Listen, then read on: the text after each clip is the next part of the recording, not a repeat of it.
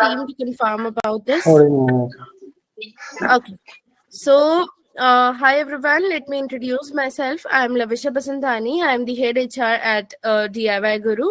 I take care of all the trainings and placements at this institute, and we are into the EV and e-mobility training institute, as you all know about DIYguru. And today's session is about the future is electric, exploring careers in electric vehicle technology. This is the topic for the day, and we'll be starting the session within 5 minutes. Thanks for joining. And if you have any questions, if you want to interact something, if you want to have any clarifications to your doubts, you can ask in the Q&A session, that is for last 15 minutes. And apart from this, if you want to ask from me anything, you can just drop into the chat box.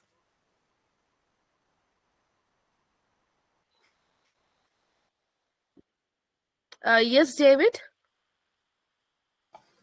I'm sorry. I wanted just to put an emoji. I It's okay. raised It's my okay. hand instead. I'm sorry. No issues.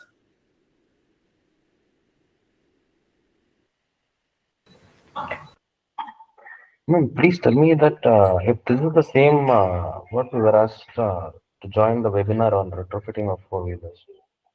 Sorry? Is this session regarding the retrofitting of four-wheelers? Is it Yes, this yes, is the it webinar? is. It Okay, is, yeah. fine.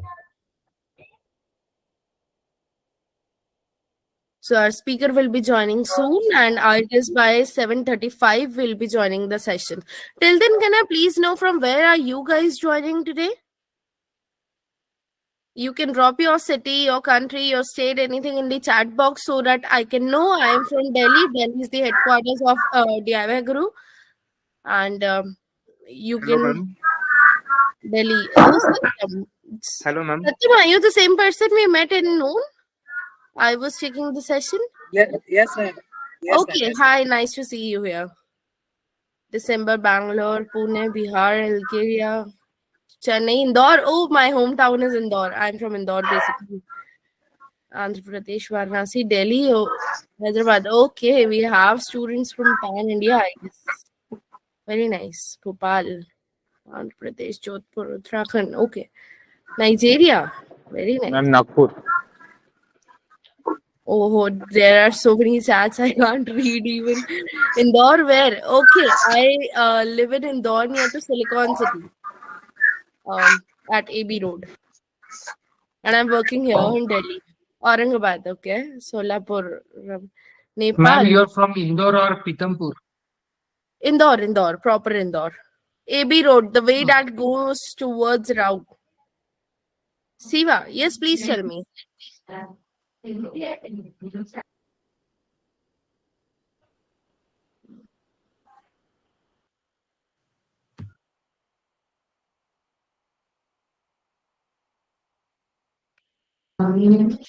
can you tell me about the procedure of placement? Procedure of placement. Okay, so the procedure of placement that we have here at the DIYguru is we bring down the opportunities for our students that is screened down by us.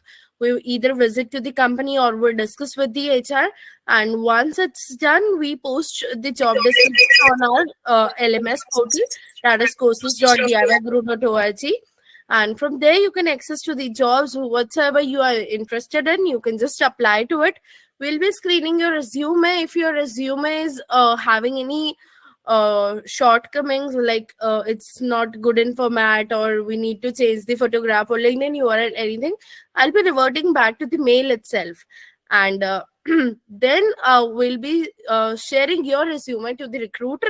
They will be continuing ahead with your interviews and all. Okay, so if anyone is there from DIYguru team, do we have the speaker with us? Can I transfer the call to him?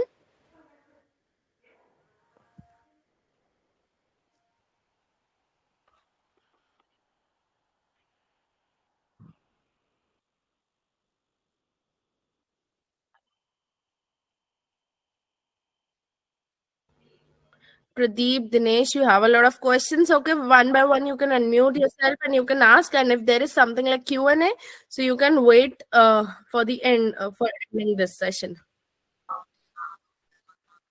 So what are the opportunities for the placement for working professionals? For working professionals, we also do have opportunities. The ratio you might consider between 60 to 40. 60% is for place, 60% is for freshers, and 40% is for experienced.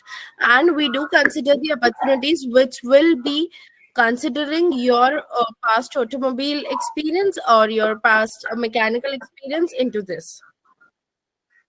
Okay, so I guess Mr. Jawad is here with us. Hi, Lavisha. Hi, how are you? Good evening. Good evening. How are you? I'm fine. Okay, great.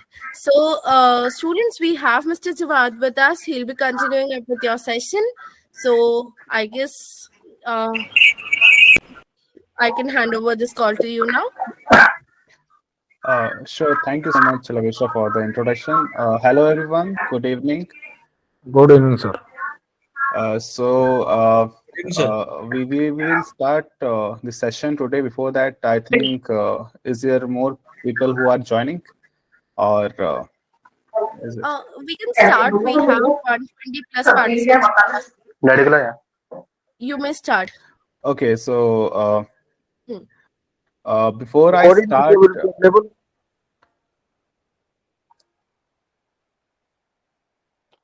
Lavisha ma'am, Yes. ma'am, recording video will be available after the completion of session. Recording is done, but is it shareable or not? That my team will discuss and will let you know. Till then, at least I guess we should start with the live session because he is here for a limited time. So I guess we should utilize it first, and then we can discuss everything into the Q&A. That would be in last 15 minutes. Yes, please. Sorry for the interruption, Mr. Jawad. Dinesh, no worry. You can connect me on LinkedIn. I can, if there is any question, I can answer you. So we start with the session today, and I will share my screen. But before that, I think all the people who have joined today's session, it is more regarding the retrofitting and about the EVs. And I think you all have the knowledge of EV basically, because if somebody is not with that, then it will be a little difficult for them to understand what exactly this this industry is. So I will share my screen and hope you will get good knowledge and good clear, I can say, the tech, what exactly it is. Sure, Rafiq, I will tell. I will tell all the things. Let me share my screen. I can tell you what exactly today's session will be about.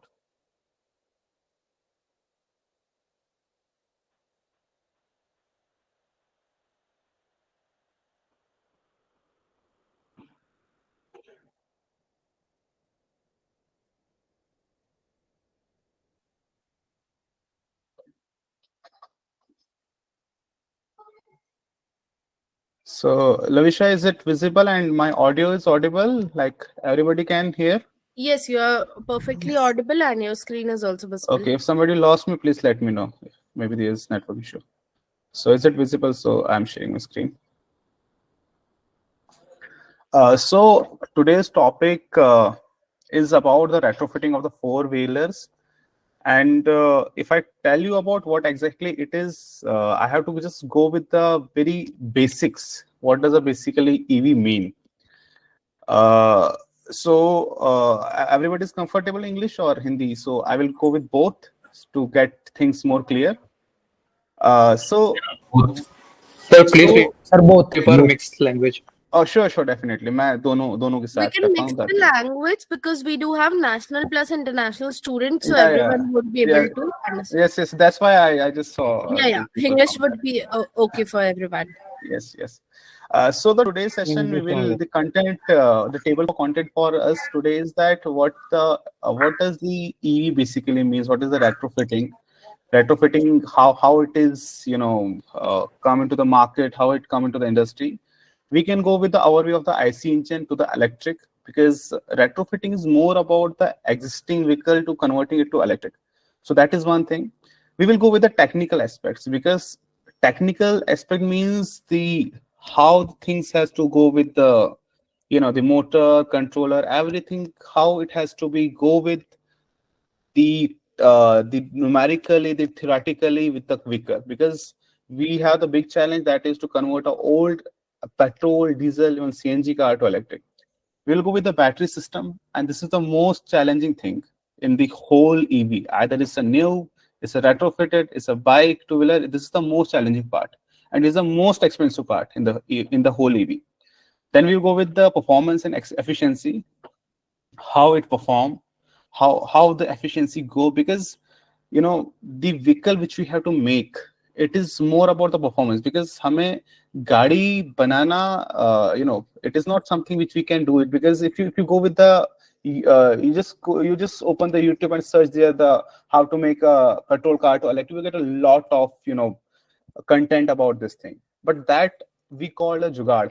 So we have to go with all the things, how technically all these things work, how the science, how the logics work with this. So we will go with this whole system, and then the safety and regulatory consideration. And this is I can say the most crucial part, because nobody talk about this.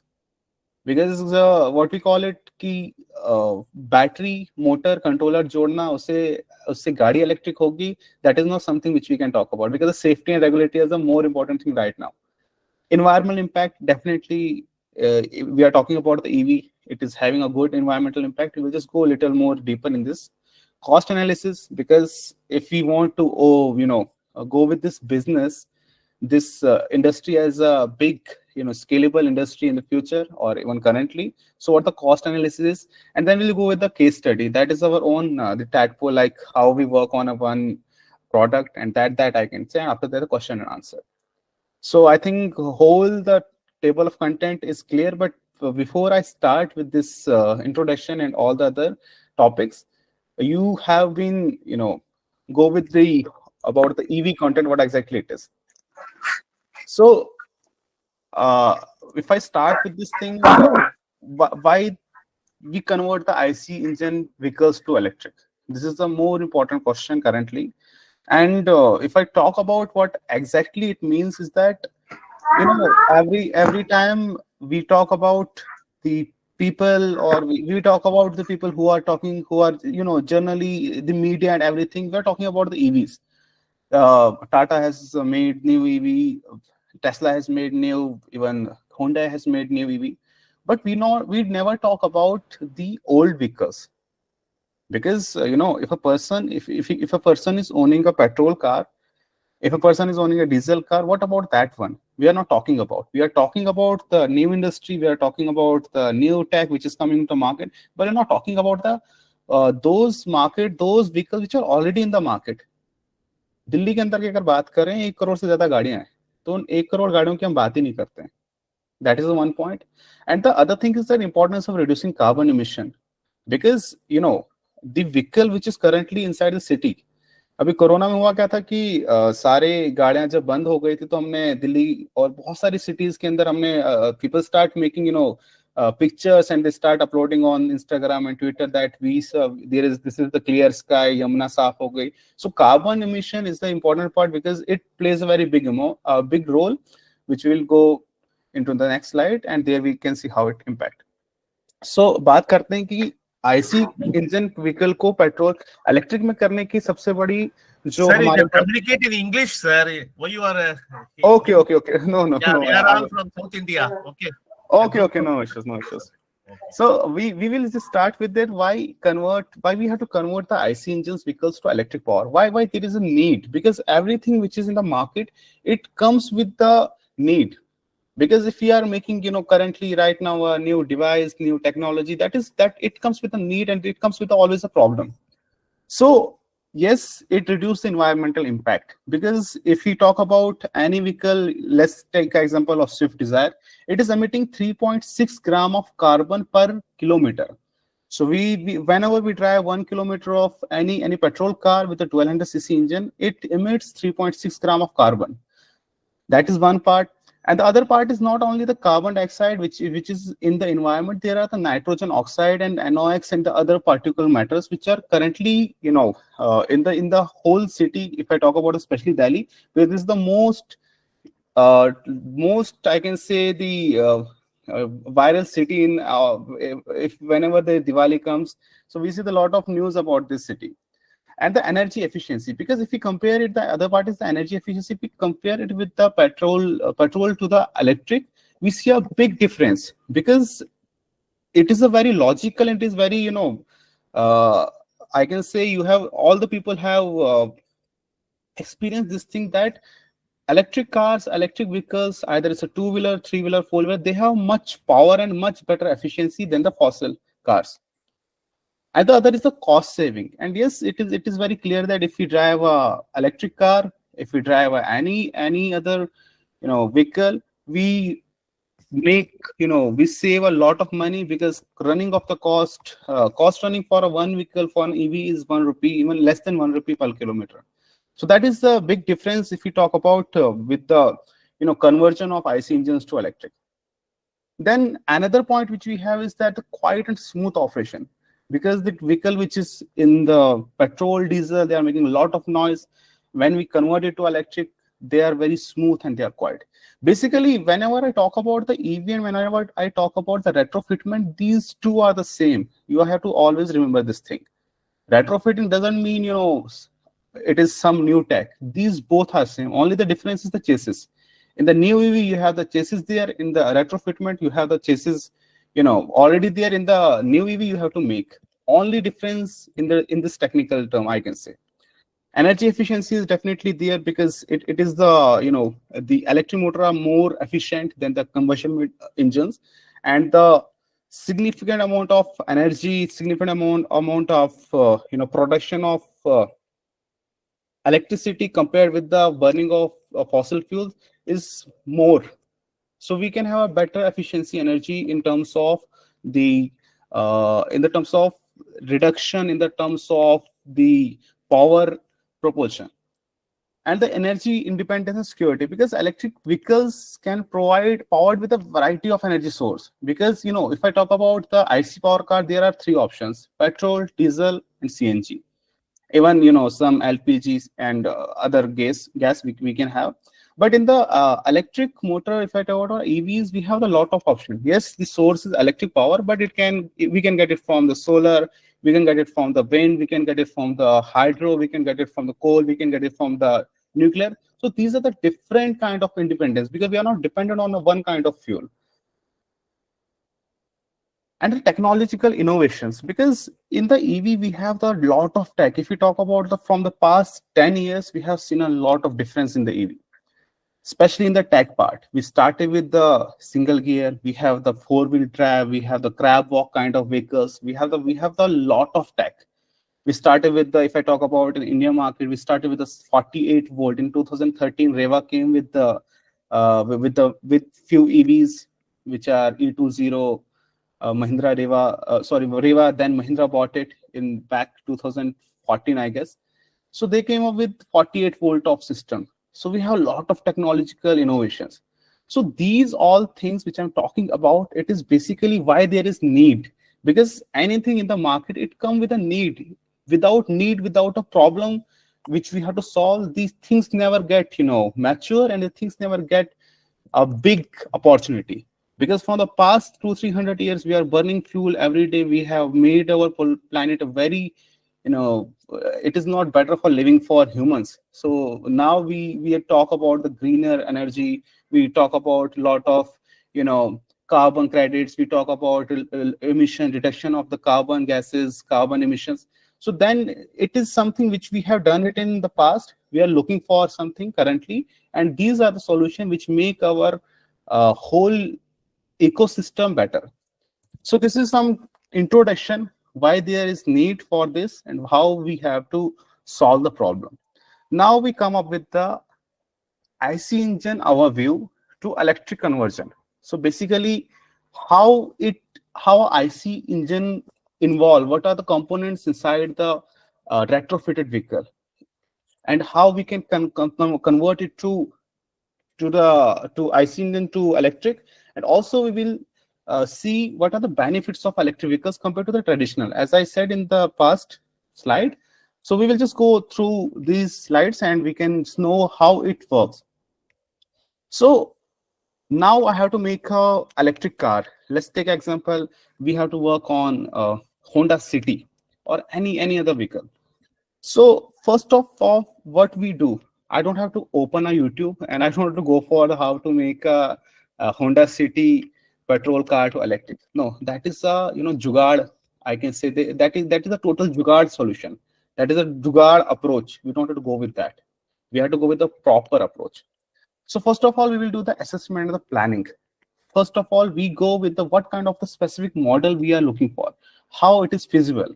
And the live example I can see currently is that we go with this phase where we were converted the Mercedes C-Class to electric. And that is something very challenging because there is no petrol, there is no space for the batteries. And it is very challenging because it's an all sporty vehicle. So that is something, the feasibility, the assessment, we have to go with which kind of specific vehicle model we have to go with, we have to start with. And the other thing, how we work is that the factors, the age, the conditioning, the weight and space availability for the batteries and electric component. These are the approaches basically Tadpole works. This is how Tadpole starts the things and how it go with the proper model and how it works.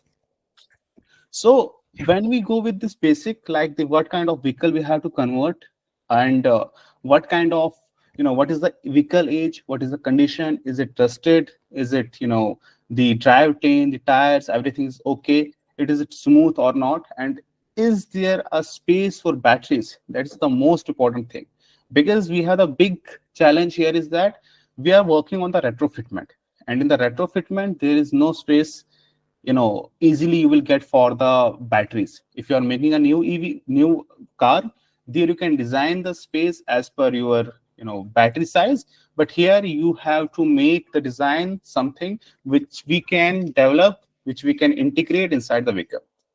And after that, we have to determine the goals, exactly what we have to do, what we have to make from this.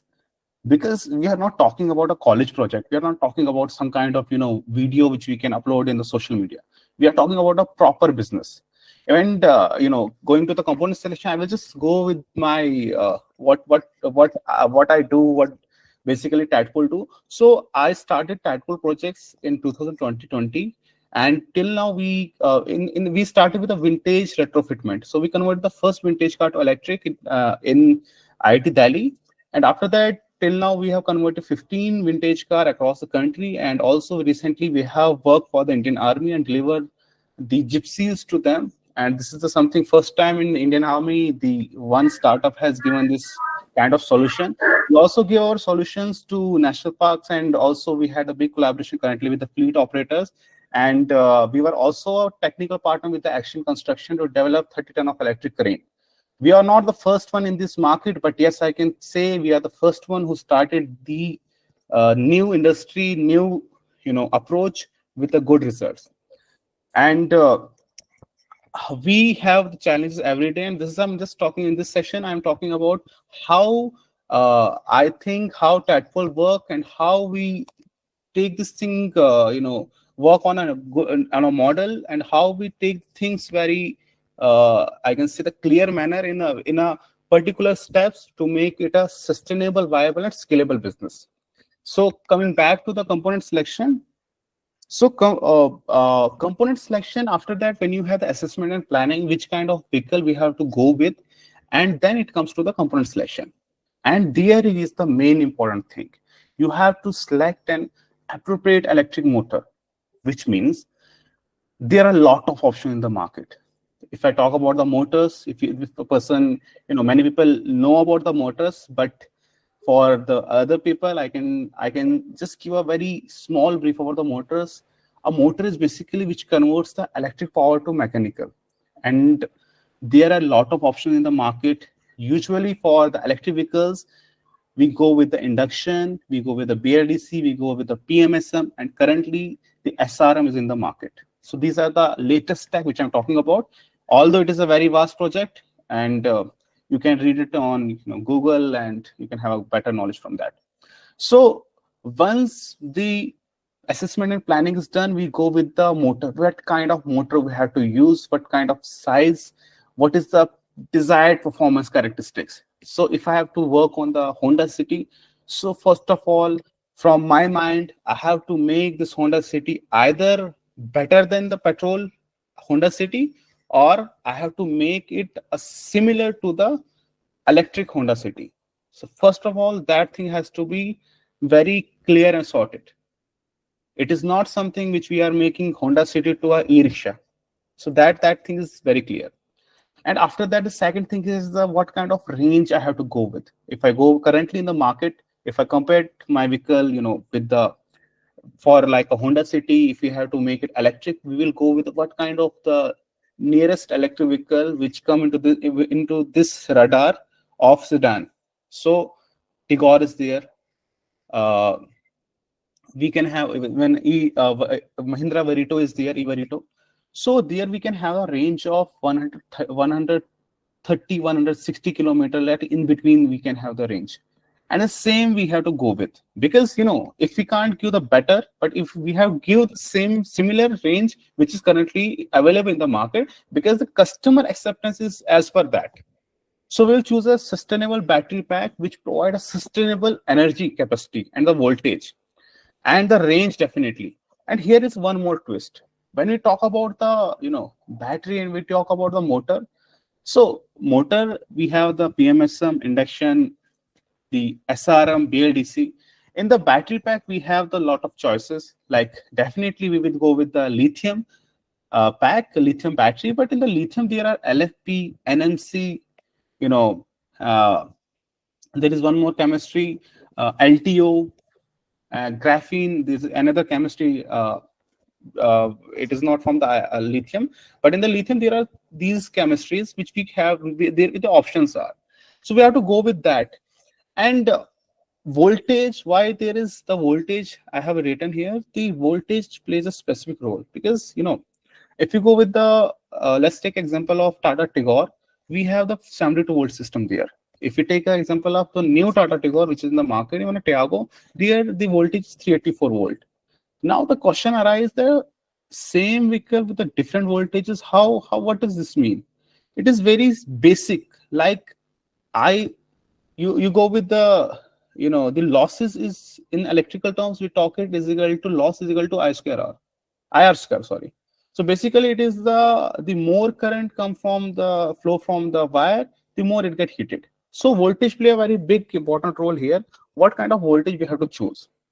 So we choose with the 72 volts. Then we have to go with the components. What kind of controller we have to go with?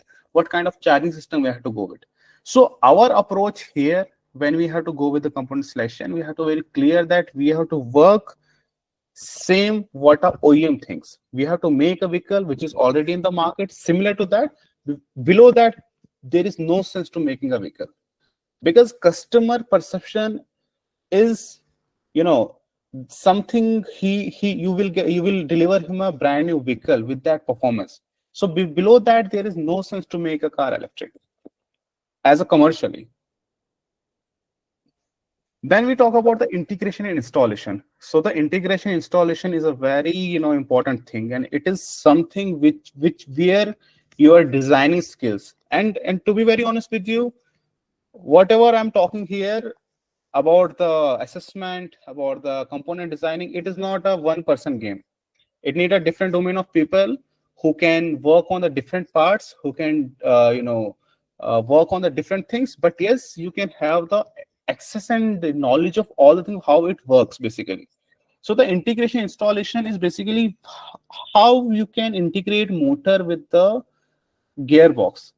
You have to run your motor, your vehicle on the same gearbox, either you have to make a new gearbox, and either you have to make the direct shaft. So in our case, in the Tadpole case, we run the vehicle currently on the manual gear, and the reason for that is that for the gypsies which we deliver to the national parks and Indian Army, there the need is that they want a 404 transmission there. So for that we use that gearbox. We integrate that gearbox in a very similar way how engine behaves. Our motor mimics that thing. So I can't share the pictures here because it is for the patent. So for that reason, I have not added the design here. But you can I can give you the idea in the upcoming slides. And about other things that chassis part, that how we have to modify the chassis, because it's a packed chassis where we have to cut, where we have to put a drivetrain, where we have to put the batteries. That is the important, very challenging part. Because let's take example that if we have to install a 23 kilowatt of battery, which means 72 volt 300 Ah. So where we can place that battery? Either we have to space there. No, there is no space. So how we can install? There the designing come. You have to go with the designing part. Where we have to place that thing. You have to go with the 3D. We have to done the 3D of the vehicle. Then in the SolidWorks and in the basic software is the SolidWorks, where we can just go where we have to exactly place. The designing is done by us, because in the market there is no batteries for the four-wheeler which you can get easily. So you have to go with a good battery player, and you have to design by yourself. Then it comes with the wiring and the control system. And this is something where every people, they just, I can say, miss this part. It is something kind of an English paper in the board exam where people think we can get, we will pass it very easily. But no, wiring and control system plays also an important role, because if the wiring is not proper, if the wiring is not as per the capacity, it will melt easily. There is a full, I can say 99% chance for a shock, and I am the victim of that shock, because there is one wire from the contractor to the controller. There we use the 16 mm wire, and logically we have to use the 70 mm wire there. So that wire melt, and I get the shock when I open that box. So that is something why I'm talking about the harness, because in harness is something when a motor is at the full peak power, when you are just drawing the full peak from that, there the motor behaves double of its capacity, and the flowing of current is at the very high rate, and you need that thing. The wiring is definitely as per the calculations what you have to go with, and it is not only for the motor, it is for the battery pack and the other subsystems, because it controls and ensures the functionality of the performance. We are talking about the EV, and the wiring is the backbone. And then it comes the most important thing which I mentioned earlier, that is safety and compliance. If you have to make now the question arrives here that, okay, there are a lot of players in the market who talk about EVs. We make the electric car. In the YouTube, you see a lot of players, they said, okay, convert your car to electric. This is the battery, this is motor, I have done this. But when you make your vehicle to electric and you just, take it for a drive, your vehicle will get seized very easily. The reason is it has not done the compliances. Any vehicle, any kind of car, vehicle, anything, four-wheeler, two-wheeler, if it is in the Indian market, also in the other market, European market, UK market, they have to go with the safety and the compliances, which means they have to go for the homologation, the certificate part, which in India, it has been done from ARI and ICAT, and then there are a lot of other agencies also, which take a lot of money. So the vehicle you are making, it has to be as per AIS 123. You have to, follow all the ISO standards. You have to follow all the tests. You make your vehicle, you give it for the ICAT, ARI. There you have to give the 20 lakh rupees of fees per model. And then you will get a certificate that this vehicle has been certified under the ICAT and ARI. And then you can register your vehicle under the RTO. Here, most of the people fail. Because we make the car electric, for the IC engine, there are 30,000 parts. And for a electric engine, electric power car, there are only 10-15 parts.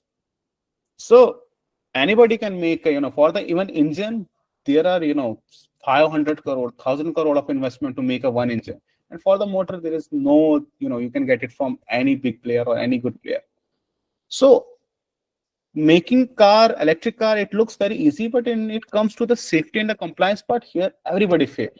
Because you have done the jugaad from the starting, and here jugaad don't work. Here, your engineering, your calculations, your performance, even a single switch you have used, that works. And when you've done the compliance part, then it comes the performance testing. And now it comes the another big part. That is, in Hindi we call it doodh ka doodh, pani ka pani. Because customer is a judge. You have spent a lot of money. You have spent a lot of time. You have choose one model. You come with that part. But then customer is going to use that part. Like you have to sell that car. You have to sell, you have to make your customer car to electric. And then the customer is your king. He decides, is this vehicle worthy or not? If the performance is not good, if the testing optimization is good, now it's a failed product, although you have done the compliance or not. So from the starting part, from here, assessment and planning, this is, I can say, 80% of your work. Because without that, all these steps are, doesn't make any sense.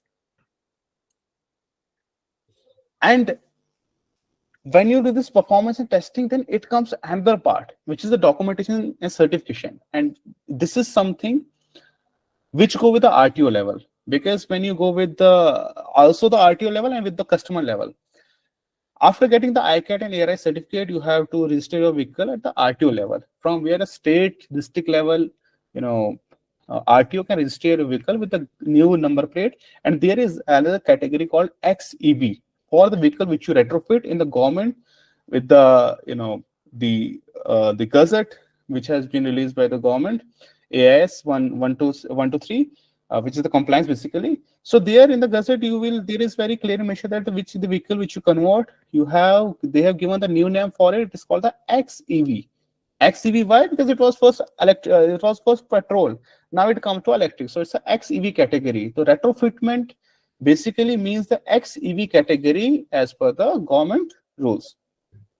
And once the certification, the registration, RC is done, then you have to go provide with the basic knowledge to the customer, how the component specification, the logbook, the book in which all things are mentioned, the wiring harness, the component selections, the necessary and the certification regularities, all the things have been covered in that. So when you go with all this thing, now customer has taken the vehicle is good, the performance is good, the compliance are done, then it comes another important part, that is the maintenance and support. And we are in this country where the people need the value for money. If there is no maintenance support, still your product has failed. So you have to go with the proper maintenance, proper support. You have to go with the tracking of the vehicles through IoT. And recently we have worked on our own system. We track the vehicles which are running. We read the pattern. We are working on the few AIs currently in which we can predict the fault. Because running of the vehicle is important. And if your support is good, your maintenance is good, then you have made all that is not Tesla, but you have made a Toyota. And your goal should be very clear that don't repair until it is not broken. This is basically Toyota, I can say the slang, but they always call it that don't repair until it is not broken. So same thing, you have to go with your tag. You have to be very confident what kind of motor I have done. It is as per the logic, it is as per the tag, it is as per the things which I'm talking about. Then the next part, the introduction, the next part come about the compatibility assessment. Basically, when we session, I'm talking about these things very in a more I can say deeper way. So here you can see the gypsy which we have converted. It is a very rough diagram here. It's a very SolidWorks 3D. So you can see here that this is the motor here. If you can see my cruiser here. So this is the motor which you have coupled with the gearbox, and this is the a fabricated box in which the control every part is there. And here you can see the battery pack is something which we have placed here. And the people who know about the gypsy is on the ladder. It's a ladder kind of chassis in which there is only space here, either here or either in the front. So front part we used because the requirement of the client was to make it 4x4 as well. So this vehicle is running on the electric gear and it is running on the 4x4 transmission as well.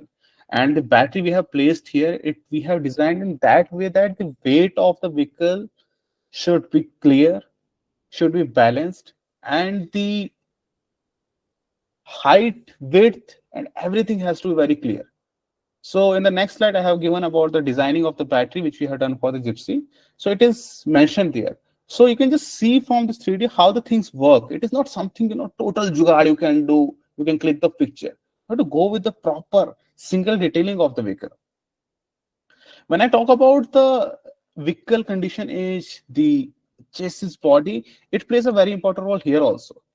In this thing, if you just take an example that this part, the fender side, the ladder side is not good, then this battery will get damaged very easily, because this battery for the Gypsy weighs 180 kg. Yeah, there is one more thing which I forgot. That is in the AS, you can only add the weight 25% of the vehicle. Like the unladen weight, if it is 1000 kg, the government only permits you to increase the 25% of the weight of that vehicle. So the designing, everything has to be clear as per the rules. And now if I talk about another part, that is the bearing, the tire, the chassis, because making a new EV is easy for me, but if I think to work on an old vehicle, I think it's the most challenging thing in the world, because you don't know about the tires, you don't know about the chassis, because everything has driven for lack of kilometer. So this is the most challenging industry currently, in which we have to go with a good product and good parts. Here I can give one of my experience, that when we deliver one vehicle to in a park, there we see that we tested the vehicle here, and there after some time, around 15-20 days, the vehicle is not running. The person who was driving the vehicle, he said that whenever I'm driving the vehicle, it gets turned off very easily. Like it is getting the battery is getting disconnected whenever I press the pedal. So the maintenance support part, there it came. So we were very surprised at how this thing is coming up. We have tested the vehicle. Then from here we can't say anything, because that time we have not developed any IoT, any telematics from where we can track the data. And we went to that place, and when I drive the vehicle, whenever I press the pedal, it start taking a little acceleration, and it get disconnected. And when I connected our whole system with the through CAN, where we can get the data, so everything was okay. There is no, I can say, nothing where I can suspect. We check the whole battery, whole motor, whole controller. We are not getting the fault where it is coming from. And when then I just go with the very basic. Okay, let's take this vehicle from the starting. How we make. We check the gearbox. We lift the vehicle first. We check the gearbox in the neutral. It is running fine. We check the transmission. It is running fine. Then I called my one engineer. I told him that, okay, take this vehicle on the jack and run its tire for at least 40 minutes. So when it start running, there we see there is a lag in the tire between, from for left side. And the RPM is not matching the tire which is for the right side. And here I get I suspect that there is something in the tire. So when we open the tire, we see the bearing was totally faulted. So the bearing was jammed, the tire was jammed, and it is why the motor was disconnecting again and again. Because I have set all the, I have limit the currents, all the peak current, peak power in such a way that whenever there is so much load, the motor will automatically get disconnected. So there you find the fault in the bearing. So that's why this thing very is important for us, that the vehicle condition, the chassis and the drivetrain components, it is very important for us, because we're working on an old car which have been driven for lack of kilometer. And the space, it is definitely the battery we have to keep, because there is no space.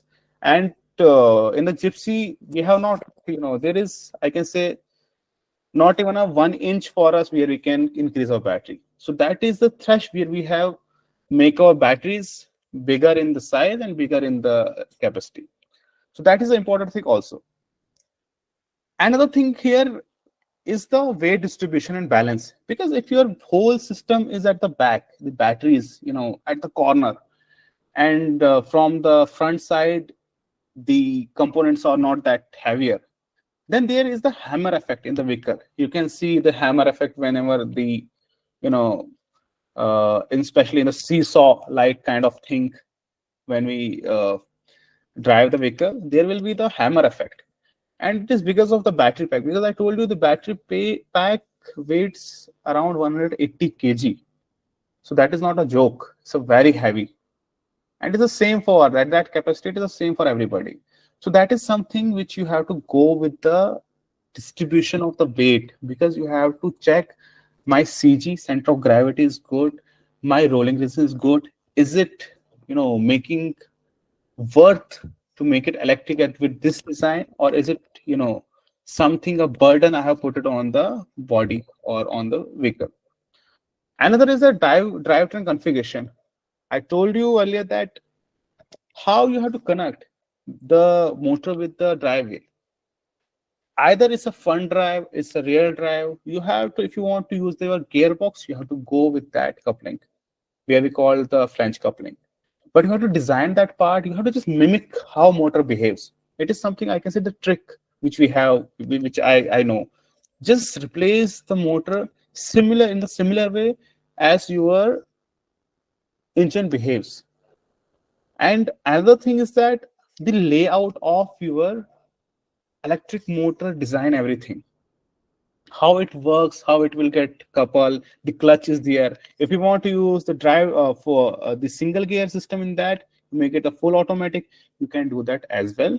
But I told you, it totally depends on the client and the type of the vehicle you are working on. Now, there is one more thing in that vehicle when we, the experience I'm sharing is that when we check the tire of the vehicle, we find that the bearing is totally damaged.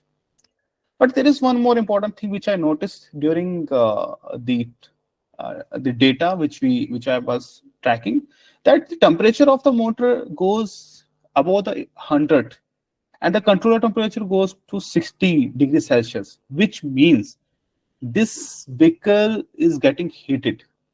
That time we have not done any cooling system in the controller part, because we were working on a very basic. We just think, okay, it can run, but that in it was basically a hotter city, so the temperature is very hot. And then we find that, okay, what is happening there is that when we are driving the vehicle in the first 40 kilometers, it is running very fine, but after that the whole performance efficiency is down, because the controller is making its efficiency down because of the temperature. So temperature plays very important role. So you have to go with the cooling system. We develop our one system, we install the cooling pad there in the controller and the motor. From there, the controller temperature, like especially in Delhi, there was 36 degree outside, and our our whole EV powertrain system temperature was 28 degrees Celsius at that time.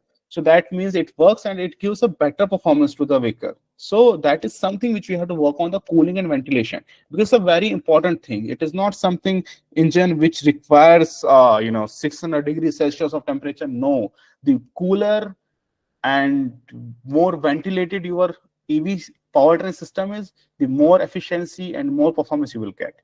So that is the learning which we get from from our basically faults which we done in our past, but that gives us a good result. And I'm sharing my experience with you so that you can also go with these things in the similar way while designing a vehicle.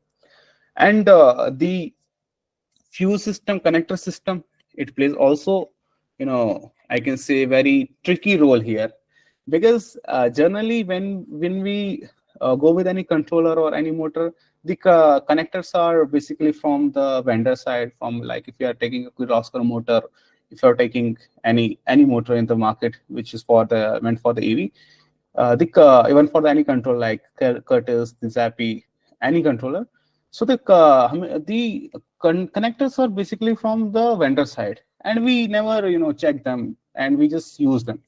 But the connector plays also an important role here. It is the same case which I, another experience. There is one vintage car which we have given in another city. So there the vehicle is not, getting started. So when I visited the site personally, there I find that the connector is broken. And why it is broken? Because it is not of the automotive grade. So connector and fuse plays very important role here. The wiring, obviously it plays, but these small things, because for that one connector which cost only 5 rupees, I have to spend a 50,000 for my flights, like spending hotel, flight, 2-3 days stay. So that cost very big for me. So there is another learning which I got from the real experience, that connectors you have to go with the automotive grade. Either your vendor is providing, but you have to check it is worth it or not. And when you are talking about the upgradation modification for the higher voltage, higher current, you need the another components. Look, DC direct current, AC alternative current. If I talk about which current is the more dangerous, the answer is DC. But if the voltage is high, in the AC you will get a chance, you get free. But for the DC, it will just make your, total, I can say, it will make a person total melt into a whole, in a carbon state. The DC is very, and in the batteries, we are using the DC batteries at a higher voltage. So the component, the protection for that, you have to go with that. And if we go with the back data, we saw a lot of news about the 2-wheelers, 4-wheeler, that the battery are getting short, the fire incidents. So there the BMS plays very important role. So look, in this session, I'm not going with the component level, what kind of component we have to use, I'm just going with the real world challenges, the integrations, and how we had to go with this whole ecosystem. So then AIS 50048 was there for the battery. Then it comes with the 156, where you have to make your vehicle battery more better. You have to take the consideration, the cutoff temperature. You have to ensure all the safety check. The AIS which I'm talking currently, just write down all the AIS. You can get these automotive standards AIS very easily on Google Internet, and from there you can check better for your knowledge, and you can see what kind of changes the government has made. So it's a AIS 156 for the batteries currently, and earlier it was 048. You just go with that. And for the retrofitting, it's a AIS 123. So these are the AIS which you have to follow for your any vehicle. Like AIS 123, which part, sir? Part 2. So these are the standard which you have to go with, because this is some kind of a, I can say, the procedure. Like if you have to make a biryani, so the procedure is you get this kind of rice, this is a jeera, this is ilachi. So you just mix all the things in the starting. You said my biryani will, I will get the Hyderabadi biryani. So that is not the way you have to go with. So this is the similar way for the automotive standards which you have to follow. What kind of wire, what kind of sockets, what kind of switches, the battery, the motor, what kind of test I have to go with.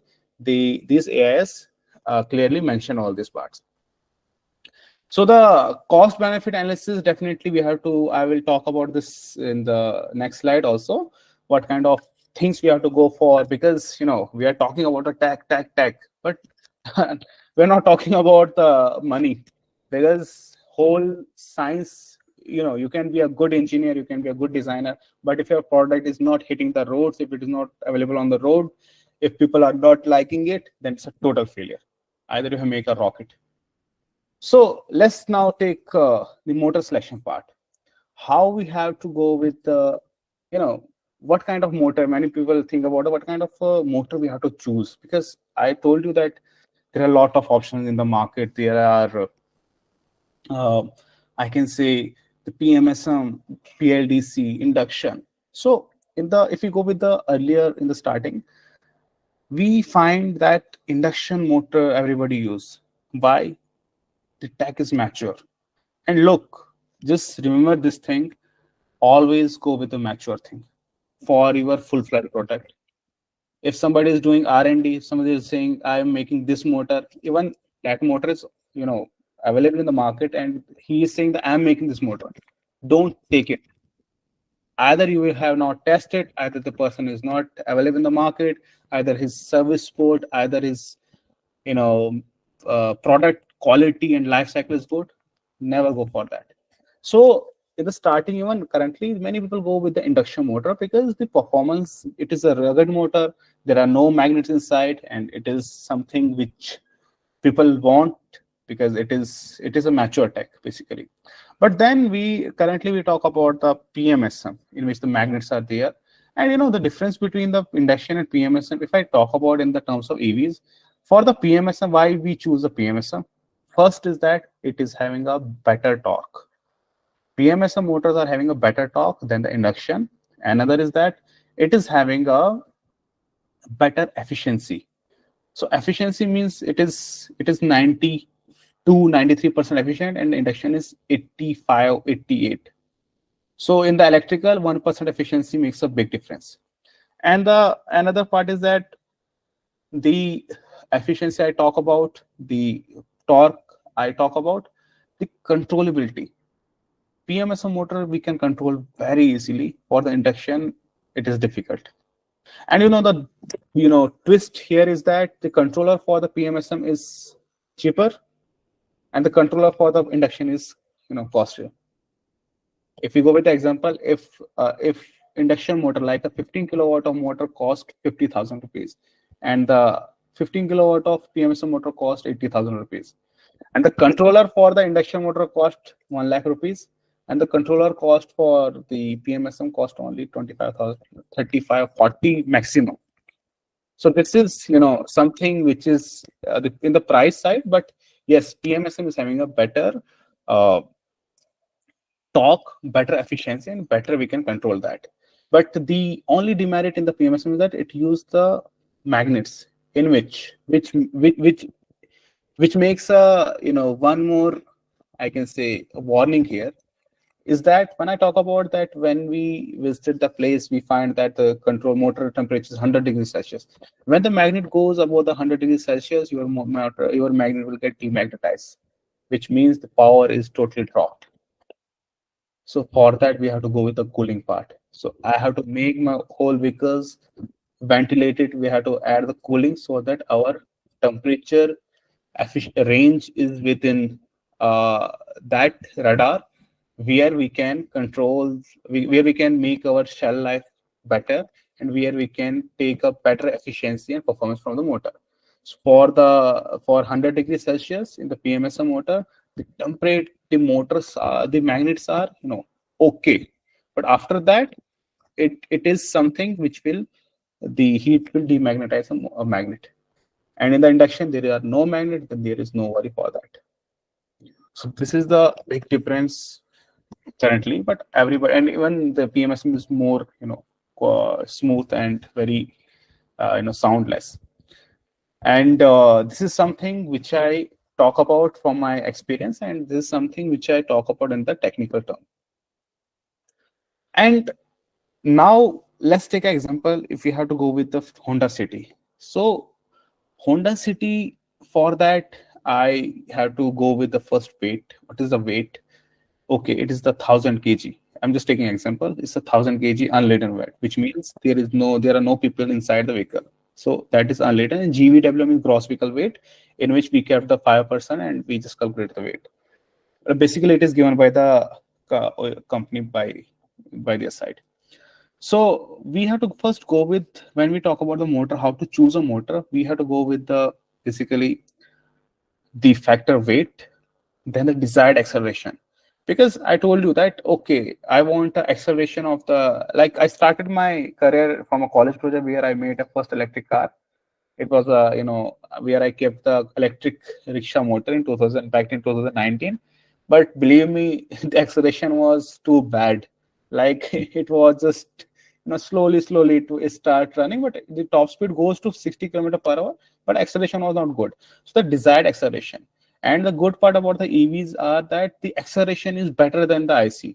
So you have seen a lot of videos where the Tesla truck is beating the Porsche, and a lot of better EVs are coming with the better acceleration. So the acceleration in the EVs are really good rather than the petrol diesel car.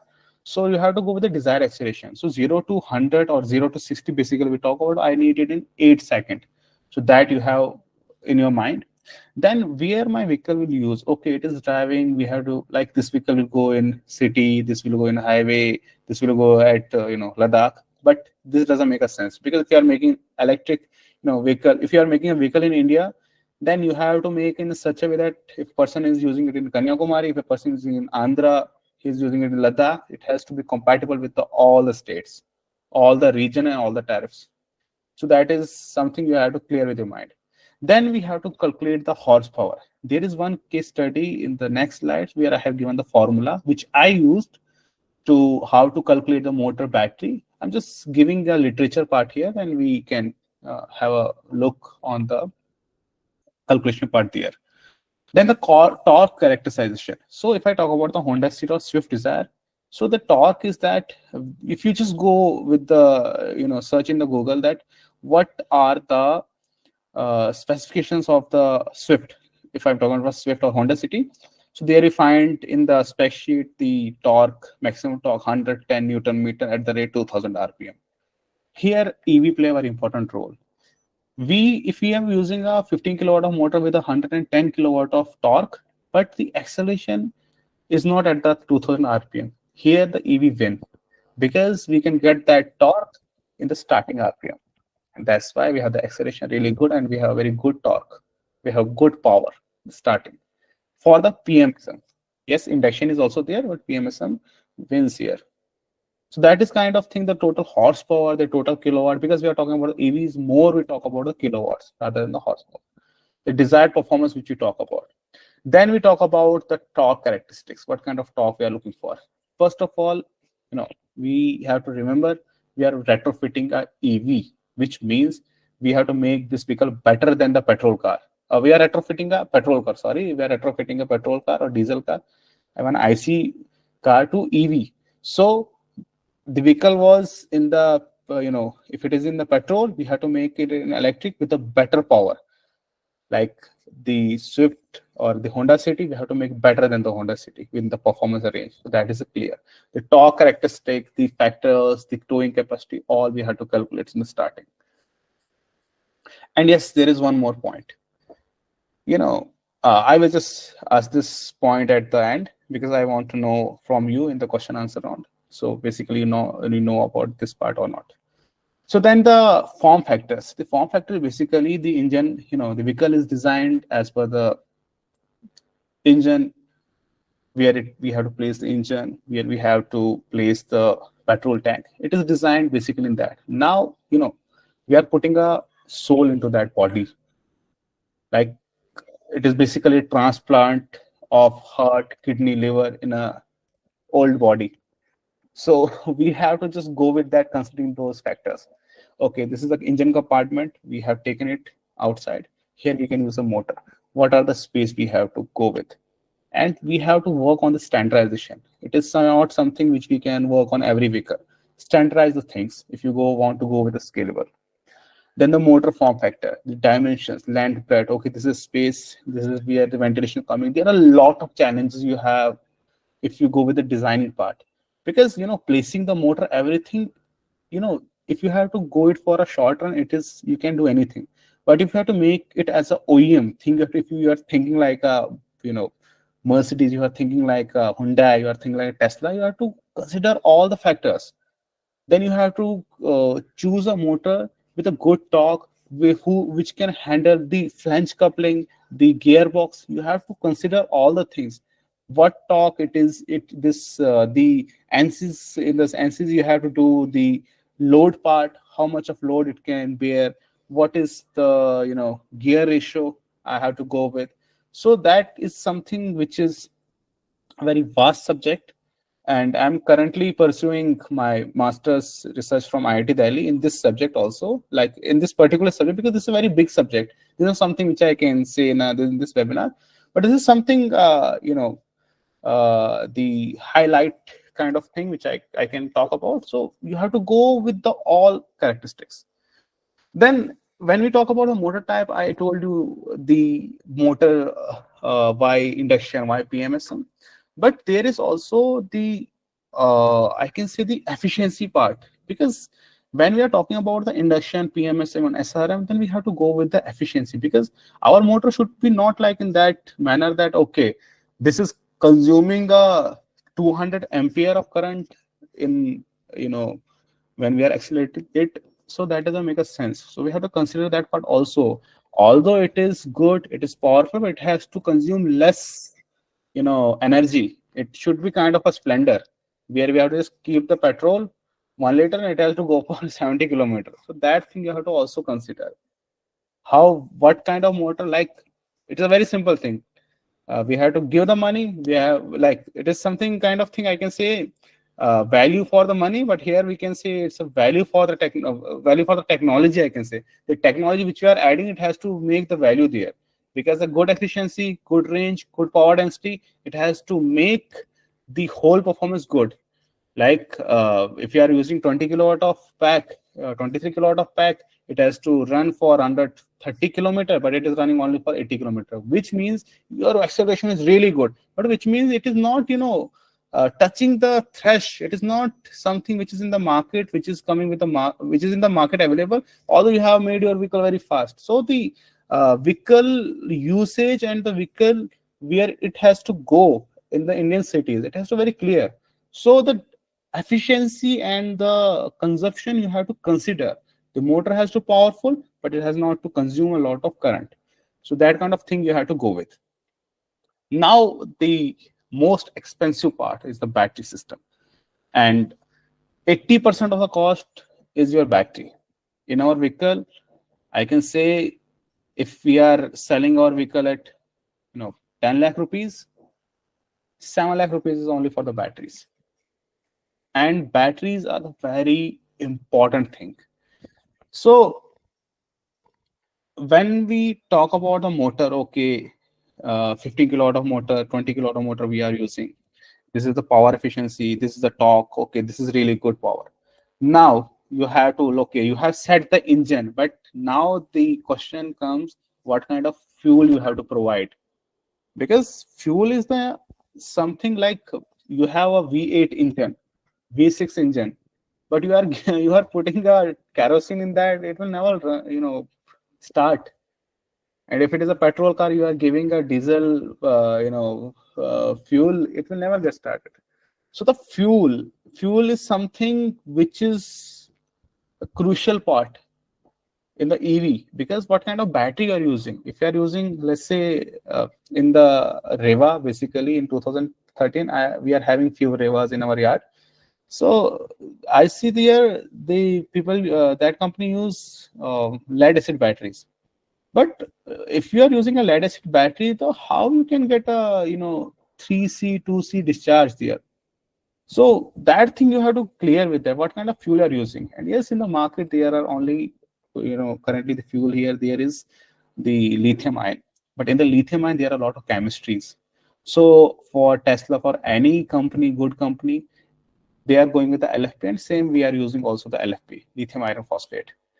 So in the battery also, it is very big subject, because battery is something which you have to study from a chemistry level, but here you are not doing some, a PhD or any masters. You have to go with the market. So I'm just telling you about what the market, how we have to go with the market selection.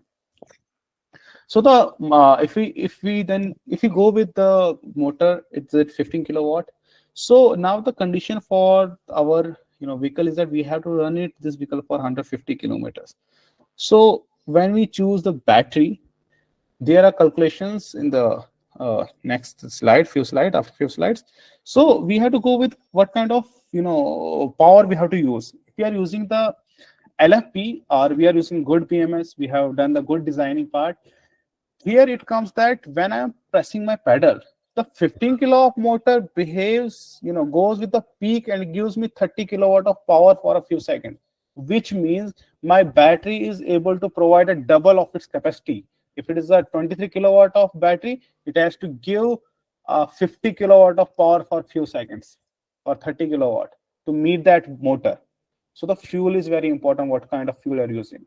And the designing of the battery is a very important, crucial thing. So in our vehicle, when we press the pedal, 15 kilowatt motor we are using, when we are pressing the pedal, here, logically it has to, it depends on the load. If there is a slope, if there people are inside, so the load on the battery is basically 10 kilowatt, 12 kilowatt, 18 kilowatt, 3 kilowatt. It varies. So in that way we get the range. But in the starting, if I'm giving an acceleration, the load goes up to 27 kilowatt, which means the 400 ampere of current is drawing from my battery, but my battery is only the 300 ampere. So the lithium here plays a very important role, because we can have a 2C rate. The C rate is basically, if it is 100 ampere of current, we can assume, if it is 1C or 2C, we can take out a double of its current from its the output. So on that part, we if it is a 300 watt 300 ampere of current, we can draw 600 ampere at a 1 or 2C. So this is something which we have to go with the fuel, with the battery, and then we have to calculate the energy consumption, because if my vehicle is consuming a lot of current, then there is also no sense, because either my motor is not behaving in a same way what it has to behave, because the architecture, the designing part, but it is not behaving, then it is totally, something is missing, because either it's from the battery side or either it's from the motor side. And then you have to consider the efficiency losses also, because you have to just, it's a logical and it's a very technical thing. You have to keep in mind that every battery, lithium battery, it has the 20% of the DOD, which means if I say, sir, this is a 10 kilowatt of battery, in actual it is only 8 kilowatt of battery, because the 20% of the DOD is there. The 20% DOD, it is basically the graph from 3.2 to 2.5. When we go down, when we degrade, when we discharge the cell, in the 2.7, it drops suddenly, like in that chart. It's basically behavior of the lithium cell, the lithium chemistry basically. It is not stable at the end point. So we take a 20% DOD always. So whatever you are having, if somebody is saying that this is 3 kilowatt of pack, calculate the 20% DOD there. It is not the same 20% you are getting there. It is the DOD we have to calculate, the deep discharge basically. So when you calculate the battery capacity, you have to add the safety margin also. Now here's the one question also, one tricky thing also. If let's take example, my battery needs, my vehicle needs for 100 kilometer range, it needs 10 kilowatt of battery. Okay, I calculated, from my mathematical calculation, I said I need 10 kilowatt of motor, but I will never use the 10 kilowatt of battery. Sorry, 10 kilowatt battery. I will never use the 10 kilowatt of battery. Why? I use a 12 kilowatt of battery, because I have to take a margin of 20%, because my calculation says that it is 10 kilowatt, but there is DOD also in the lithium cell, lithium packs. So 20% I'm taking a margin to meet that thing. So in all the battery which you see in the Tigor, Verito, anywhere, if they say 23 kilowatt of battery, always calculate the 20% DOD there. And after that, then again AIS 156, the AIS 58, you have to go with, you have to see what are the safety precautions, what are the measures which government has mentioned in the automotive standard. We have to follow that. We have to choose a very particular BMS, because BMS is the most sensitive thing in the battery, because if you are choosing a wrong BMS, your battery will get fired easily, you will not get a proper output. So the BMS is very important. The designing of the battery is very important, and that is something which you has to consider in your mind. Here is the one example, like if the vehicle consumption is 250 watt-hour per miles, and the desired range we need is the 200 miles, and the efficiency loss is 15%. And sorry, I forgot one more point here, is that when you are calculating 20% DOD, but there is the losses also in your vehicle. in the retrofitted vehicle or even the new vehicle. The tire losses, the rolling resistance, the aerodynamic loss, you have to consider that part also. So if it is 12 kilowatt, you have to add a margin of 1 kilowatt also for that to meet up that all losses. So these are the losses you have to calculate. So here the total energy consumption is the vehicle energy consumption multiplied desired range, which is a 50,000 watt hour, which we have to require for a 200 miles. This is a very basic calculation we have to go. And if somebody wants to take the picture of this, you can take, because this is a very good formula you can use. And then we have to go with the adjusted energy consumption, which I mentioned that 50% of the efficiency loss we need. And here you can see the total energy consumption multiplied by 1 plus efficiency losses. You can get this formula very easily on the Google. These are not some rocket science, a very basic thing. So then required battery. Look, this is something 57,000. It's a 57 kilowatt battery which we required. But I mentioned that we have to keep up the battery, DOD, the efficiency also there, the efficiency factor and all the things we have to calculate. So when we divided the adjusted energy consumption by battery efficiency factor, which is 0.85, we will get the desired battery. Now you can see from 50,000, like 50 kilowatt to 67 kilowatt, which means the 17 kilowatt is added.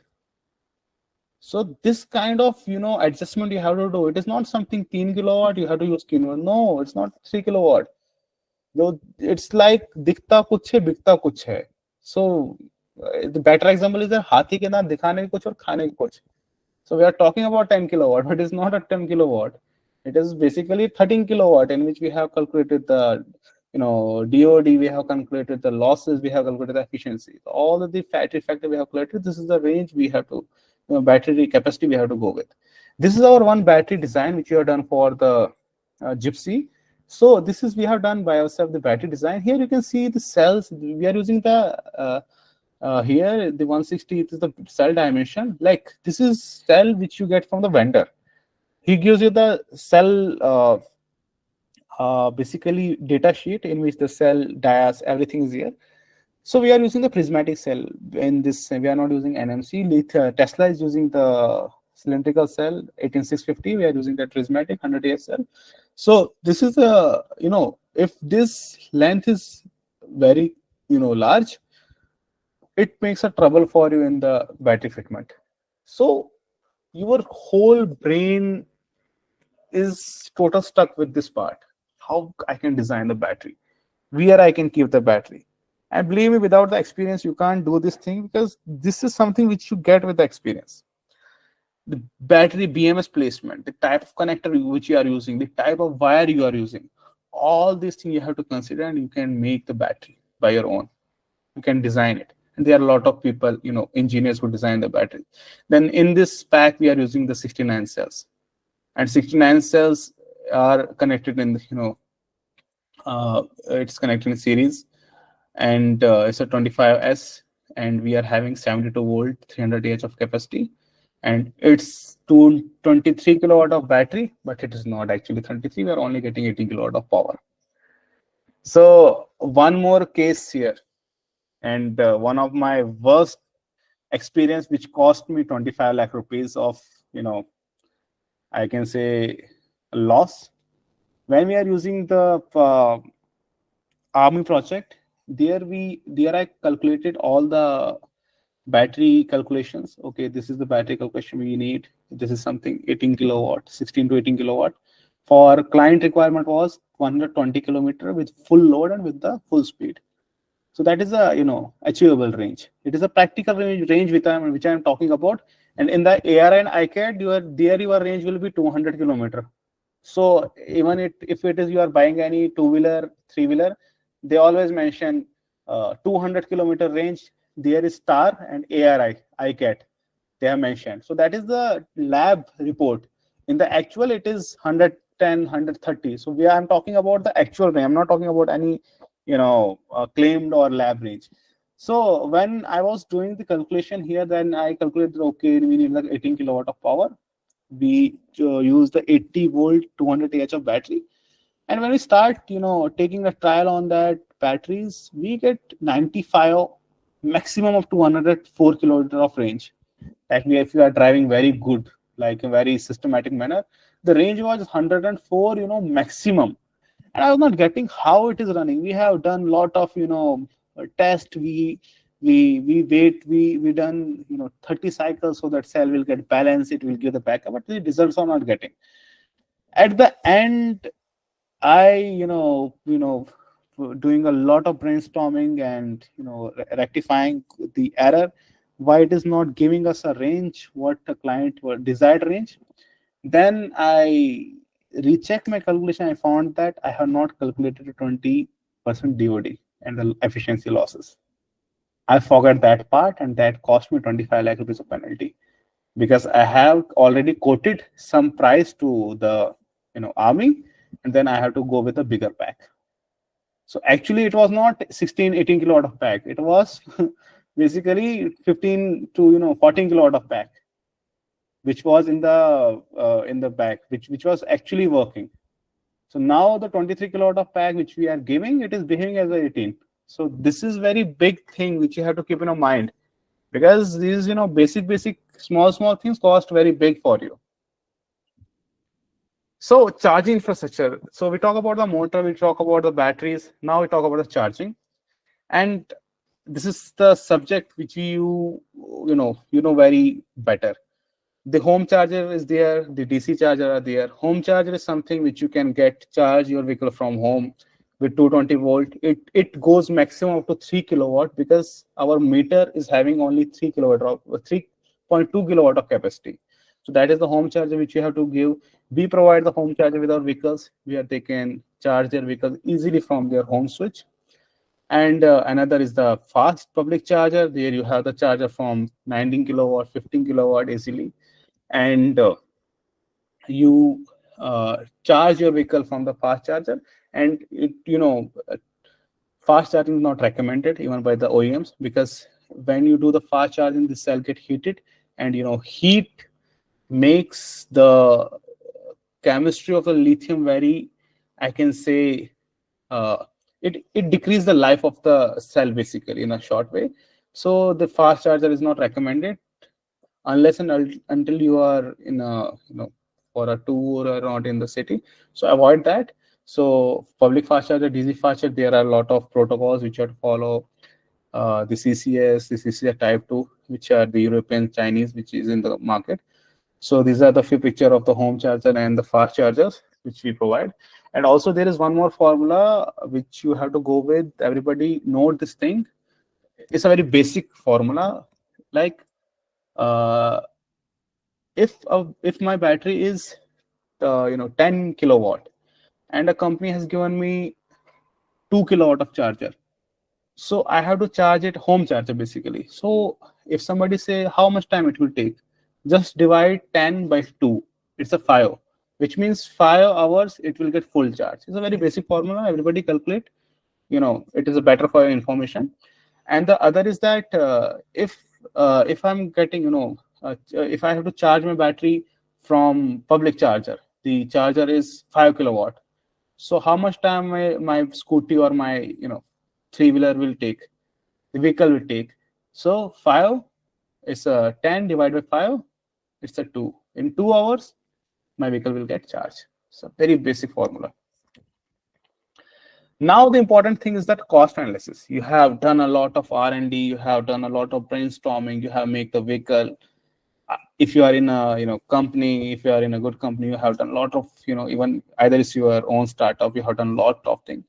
But the part is that cost analysis. Let's take an example. You have made a vehicle and that cost 15-20 lakh rupees. Why not buy a Tata Nexon or any new vehicle? Why have to convert my old vehicle to electric? So that is a big challenge for this industry. Customer is a very price sensitive. He will not spend because he is having a lot of option in the market what you are costing him. So if for the Gypsy, I'm taking example, like for me, they told me how much Gypsy cost. It cost 8 lakh almost. What are the specs you are giving? We are giving a specs which is similar to the Tata Tigor. So how much Tata Tigor cost? It costs around 14 lakh rupees. And how much your vehicle cost? So if let's take example, if it cost, or not example, it cost around 7 lakh rupees. So okay, like it is the half of the price you are giving. Okay, good. But now if I have to give this cost analysis to my customer, this is the gypsy basic. Like I have to, tell him, understand him, what are the benefits you will get to when you make your car to electric. The mileage, this is basically for the Maruti Eco. One of my client is asking for that, so I have made for that. It's not for the Gypsy. So for the Maruti Eco, it's 18 kilometer per liter mileage you will get. It is what company says. So cost for running 100 kilometers is 538 rupees. I'm just talking about 100 kilometer. Carbon emission is 2.6 gram per kilometer. So you can just calculate it. For 100 kilometer, it's 2.8 kg. For 1000 kilometer, for 1 lakh kilometer, it will be in the ton. So you are saving carbon. And now there are carbon trading in India. You can sell the carbon credits. You have to register for that. That is another process. You can also search it on Google and we get a better data. So maintenance cost for 100 kilometers is 30 rupees. It's like a 20 rupees. So fuel consumption, if I talk about 100 kilometer every day for 1 month, it's a 166 liter. So cost for petrol for 1 month, 100 kilometer per day.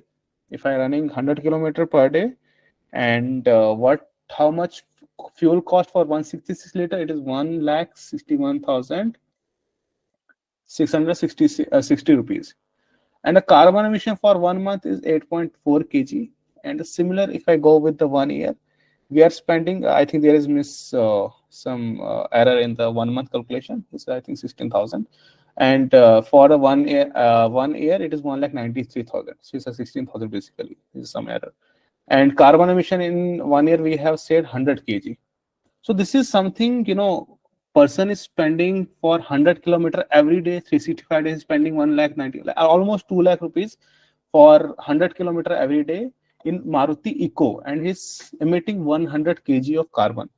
So if we convert it to electric, so if I'm using their 12 kilowatt of pack for 100 kilometer or 14 kilowatt, so taking 7 rupees unit electricity unit, so it cost 126 to 150. Carbon emission is 0. Maintenance cost is 5 because it is having very less maintenance.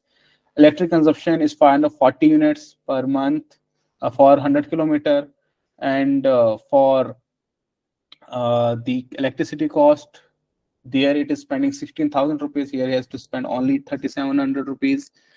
Carbon emission for 1 month is 0. The electric consumption for 1 year is 6,480, and just look at this number, 1,93,224 for 1 year, 45,360 for 1 year. So this is the difference you have to tell the customer. So this is your saving. If you spend a 6 lakh rupees in your conversion car, you can recover your money within 2-3 years. And 8 years of the life is for the battery. So this is the big difference you have to go with. So now the end part of our today's session is a case study. So this is Ace Electric Crane, where we are the technical partner for this.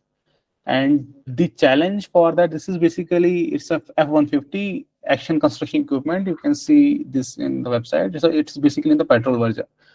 So we got opportunity to, I got opportunity to meet with the owner of the company, who said that we are working on this, and if you can work on this for the consultation, being a technical partner. So we start working on this crane. So here in this crane, it is basically a diesel crane. So they said that what you are doing, replace it in here, but with a big scale. So basically this crane is retrofitted, but it's a OEM product. Like it is similar way. I told you in the starting that new vehicle, old vehicle, new EV, retrofit EV, it's the same. Only chassis makes a difference. So we went to factory where these cranes they manufacture. It's in the Faridabad, Palwal.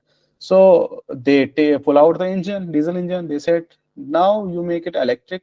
Tell us how we can make, and their team, and it took 1 year for us to brainstorm. The challenge for this crane was the powertrain, battery, load capacity, duty cycle, gradability, compliance, charging cycle. Powertrain, first of all, big issue because it's a 4x4. Second, battery, because it is not something, 10, 20 kilowatt you required. Load capacity is 30 ton. This whole crane is, 15 ton and it lifts 15 ton.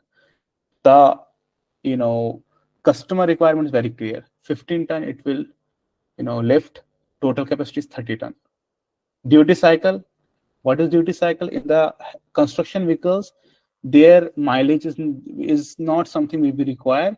We count, their duty cycle is count. Okay, it counts for 12, 13 hours of duty cycle.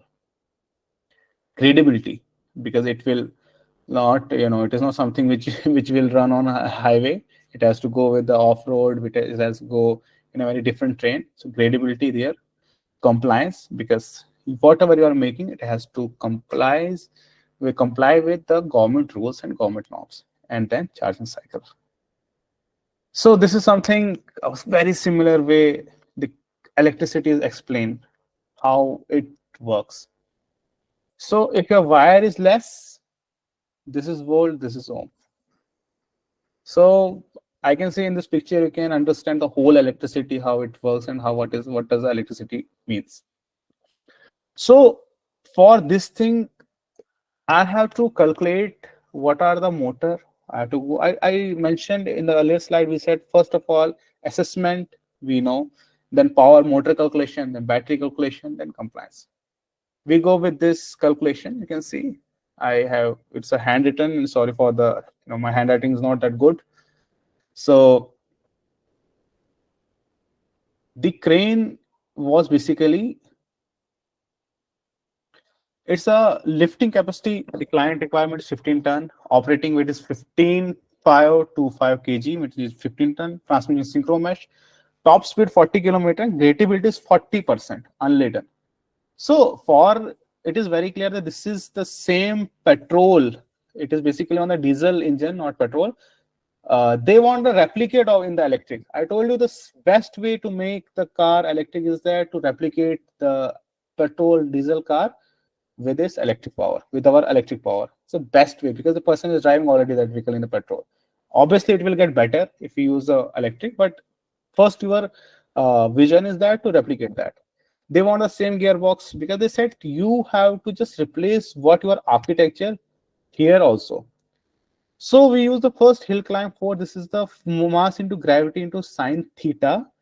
Mass we are having 15,525, gravity 9.8. Sine theta we get from the gradability. If you convert the 40% gravity into the angle, so you will get the value of 0.366. You will get on the Google easily.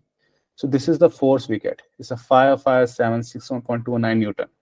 So these are the formula which I have basically made. It is something which works for me always. And yes, it is a basic formula also, but this is something tricky formula. I can say that some kind of I can say most quick way to understand this. So the total power is that total force into speed.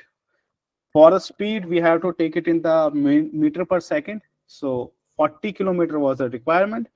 We have to divide it with the 5 by 18. It's on the Google as well to convert it to meter per second. It's 11.11. So force was 556,761 Newton multiplied by speed 11.11. You get the 77 kilowatt of power. This is the power you have to require for your motor, for your crane to run.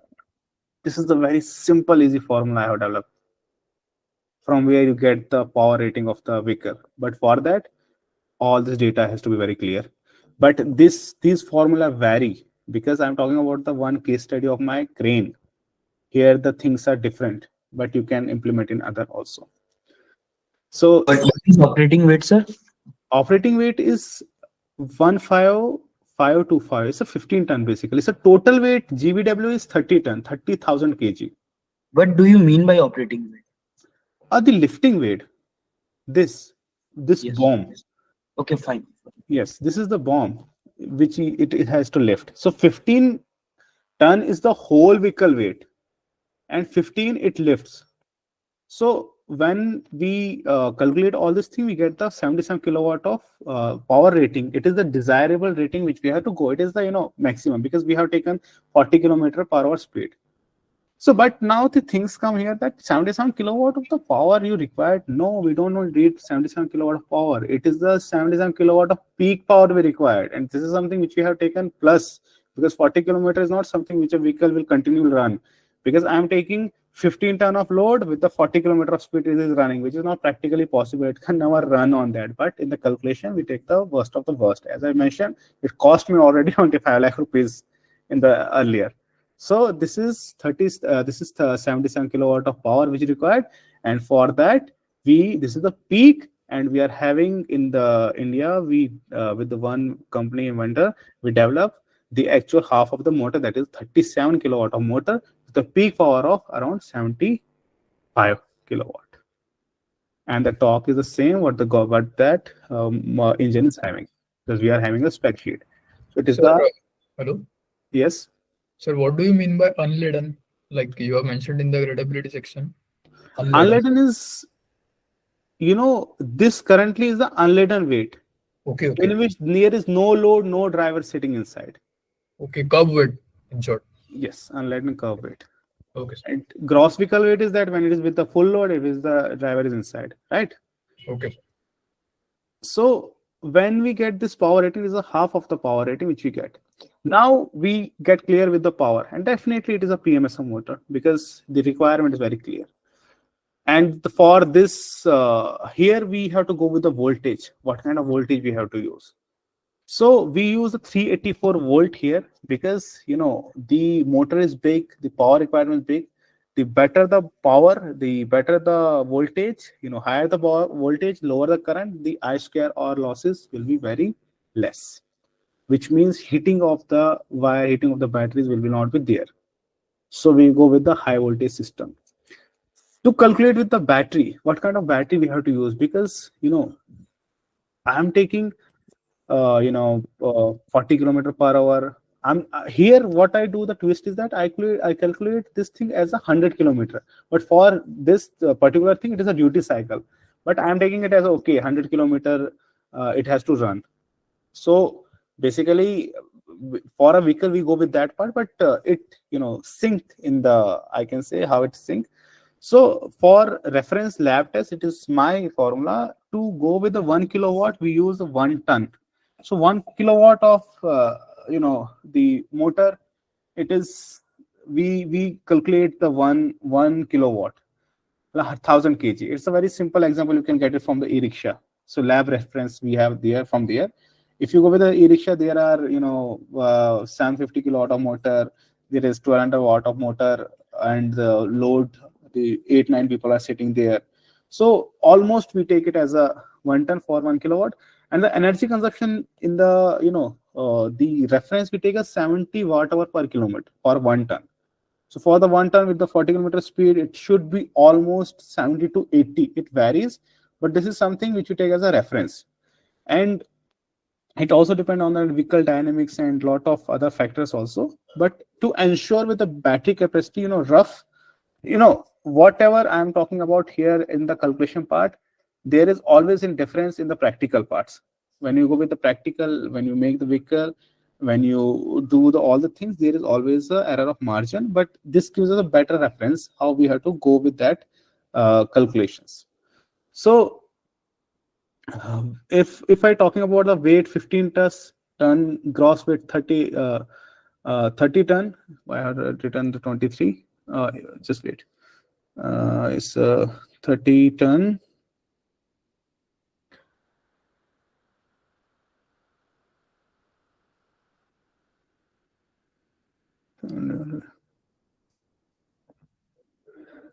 It's a 23 ton basically. It's not a 30, I guess.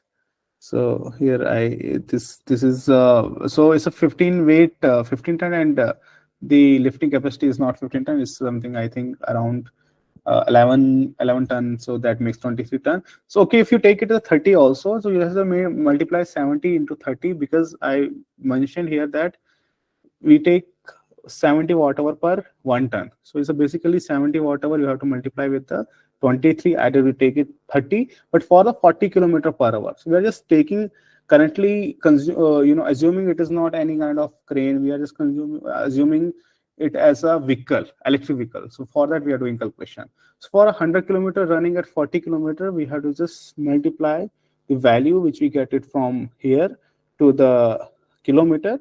There we get the kilowatt hour of the battery consumption, and taking 20% DOD in that, it is a 193 kilowatt.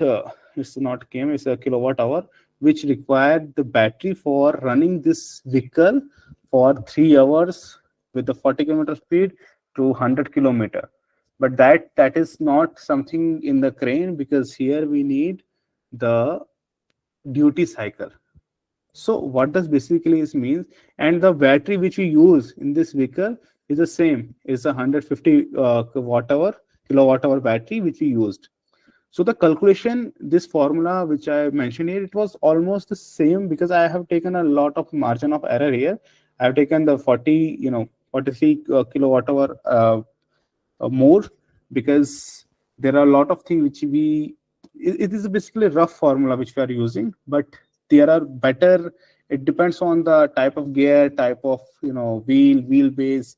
Lot of things are inside which you have to go with the very at every single step you have to calculate. But these are some kind of check your the assumption, to check your motor, what kind of motor you're using. So this is the photo when we start working on it. This is during the launch. Is the owner of the company. So when it was launched, but there are a lot of challenges in this crane. So in this crane, when we made this crane, this is the motor was accurate, the power rating was accurate, which we made. The battery was also there.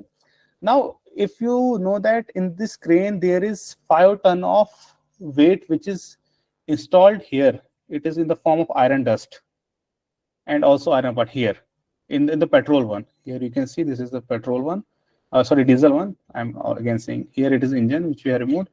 So in this vehicle here, the company uses the 5 ton of the iron dust and iron, the load basically, to ensure that when it lifts the 15 ton of weight, or 10, sorry, it's not 15, it's 10, 11 ton of weight, it will get balanced. Otherwise, what happens that if it lifts the weight, there is no weight here, it will get down from this side.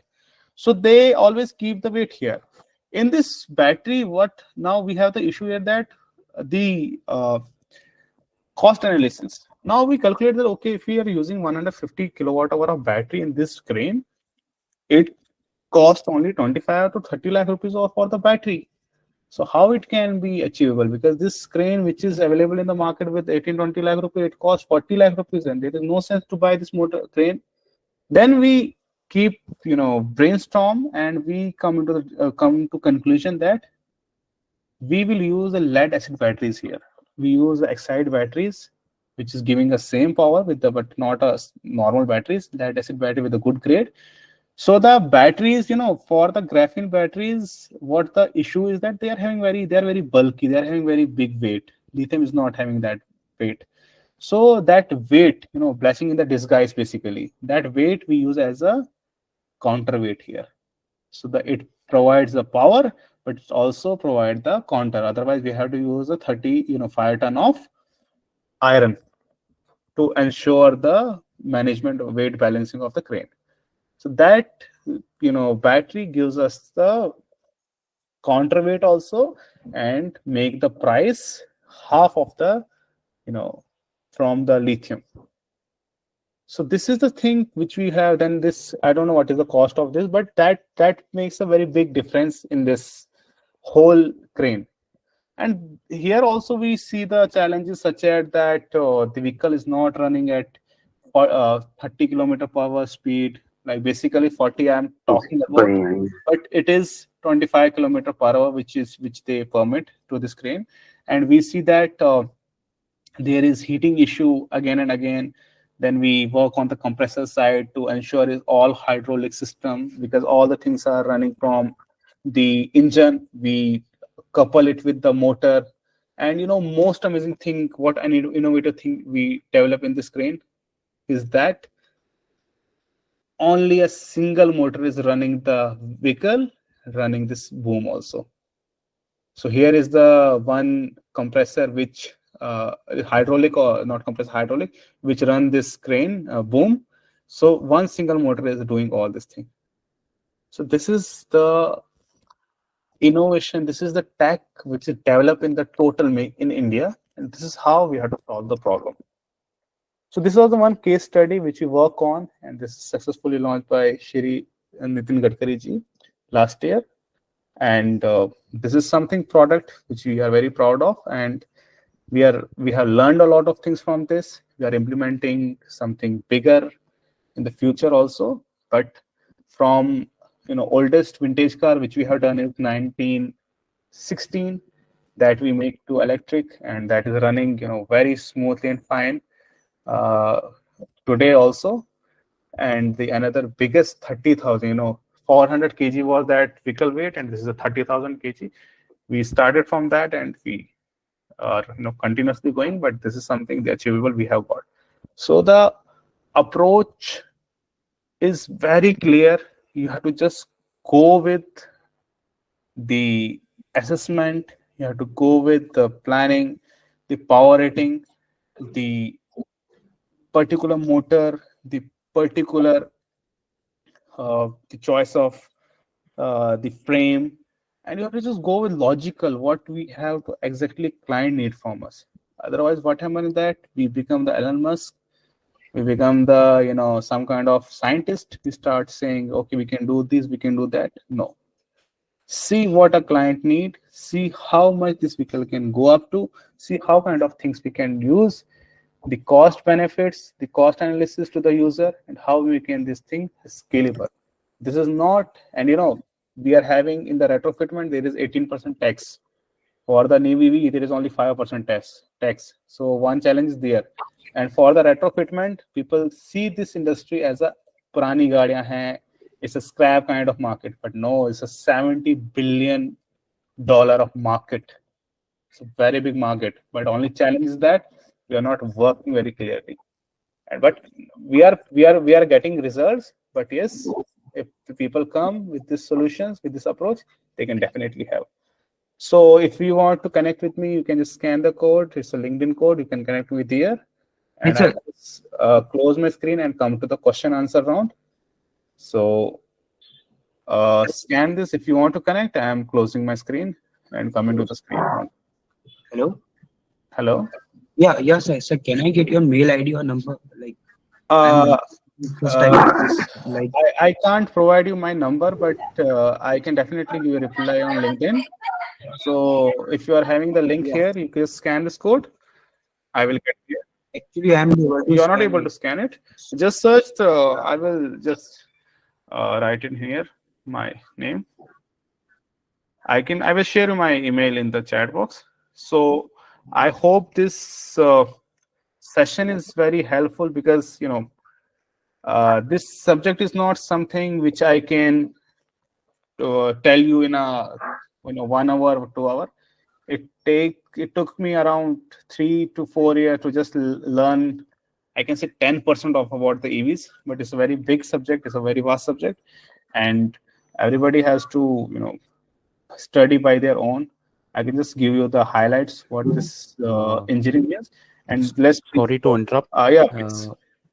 I have a question here. Yeah, sure, please. So I can see that there are multiple things involved when you decide something, say a retrofit to be done to a vehicle, a two-wheeler or a four-wheeler. So from a student point of view, so who's planning to do something on a retrofitting, what would you suggest? It's like a more of a basic, where I would see this calculation part. Once you understand the requirement from the customer, and you're going to see what is the ROI on, say, converting this retrofit. So later that part, there are multiple technologies, multiple people involved, like your mechanical, your electrical, electronics, programming, simulation part. So how exactly you're going to handle all these, like multiple teams? There I'm not able to understand. Like if a student would like to get into a retrofit, where exactly he can focus? Look, Abdullah, the thing is that retrofitment is not something which is, a student for a student. It's basically EV. It is only, I want to work in a car company. Okay, which car company you want to work? I want to work on a, in a Hyundai or in a Maruti. It is the same. Retrofitment is basically an electric vehicle. You are not making something, totally different thing. It is the same EV, same only chassis there. So for a student, if you want to go into the EV industry for a retrofitment, I will suggest, if you want to make your own startup, I will suggest don't do. This is a very challenging industry. Don't do. Either you don't have a lot of money in your pocket, and no investor will give you the money. Right. Hi, Javad. Yes. Sorry for the interruption. I just wanted to let you know that session is really nice. I mean, I'm glad to see that even after 2 hours, the students are so interested and they are taking the interest in your session. So it was just a compliment. I thought that if I'm here, because I'm not from the technical background, I'm the HR, but still even I was thinking, what are these things? And even I was enjoying that. So it's a really nice, I hope the students are also enjoying the session. Yeah, I hope everybody. I'm not good in explaining, but I try my best because it was really lovely session, and I just came to check, and I was like, "Yo, students are still here and they are participating even." No, definitely. I think it is something which makes everybody more, relatable. Coming back to Abdullah, to your question, getting back to EV in any company, either 2-wheeler, 3-wheeler. The architecture is always same. I will just, just give me, I will share you later if you connect me on the mail. So basically, it is something, not for the startup. Look, yes. Sir, one question. Plus speak in Hindi. Yes, my English so weak. मैं आपसे ये पूछना चाहता हूँ कि जैसे हम already, मैं दिल्ली से हूँ. ऑलरेडी यहाँ पे काफी इलेक्ट्रिक स्कूटर हैं, जैसे लाइक ओला, एथर. मैं पर्टिकुलर 2-व्हीलर पर फोकस करना चाहता हूँ, ना कि रेट्रोफिटिंग.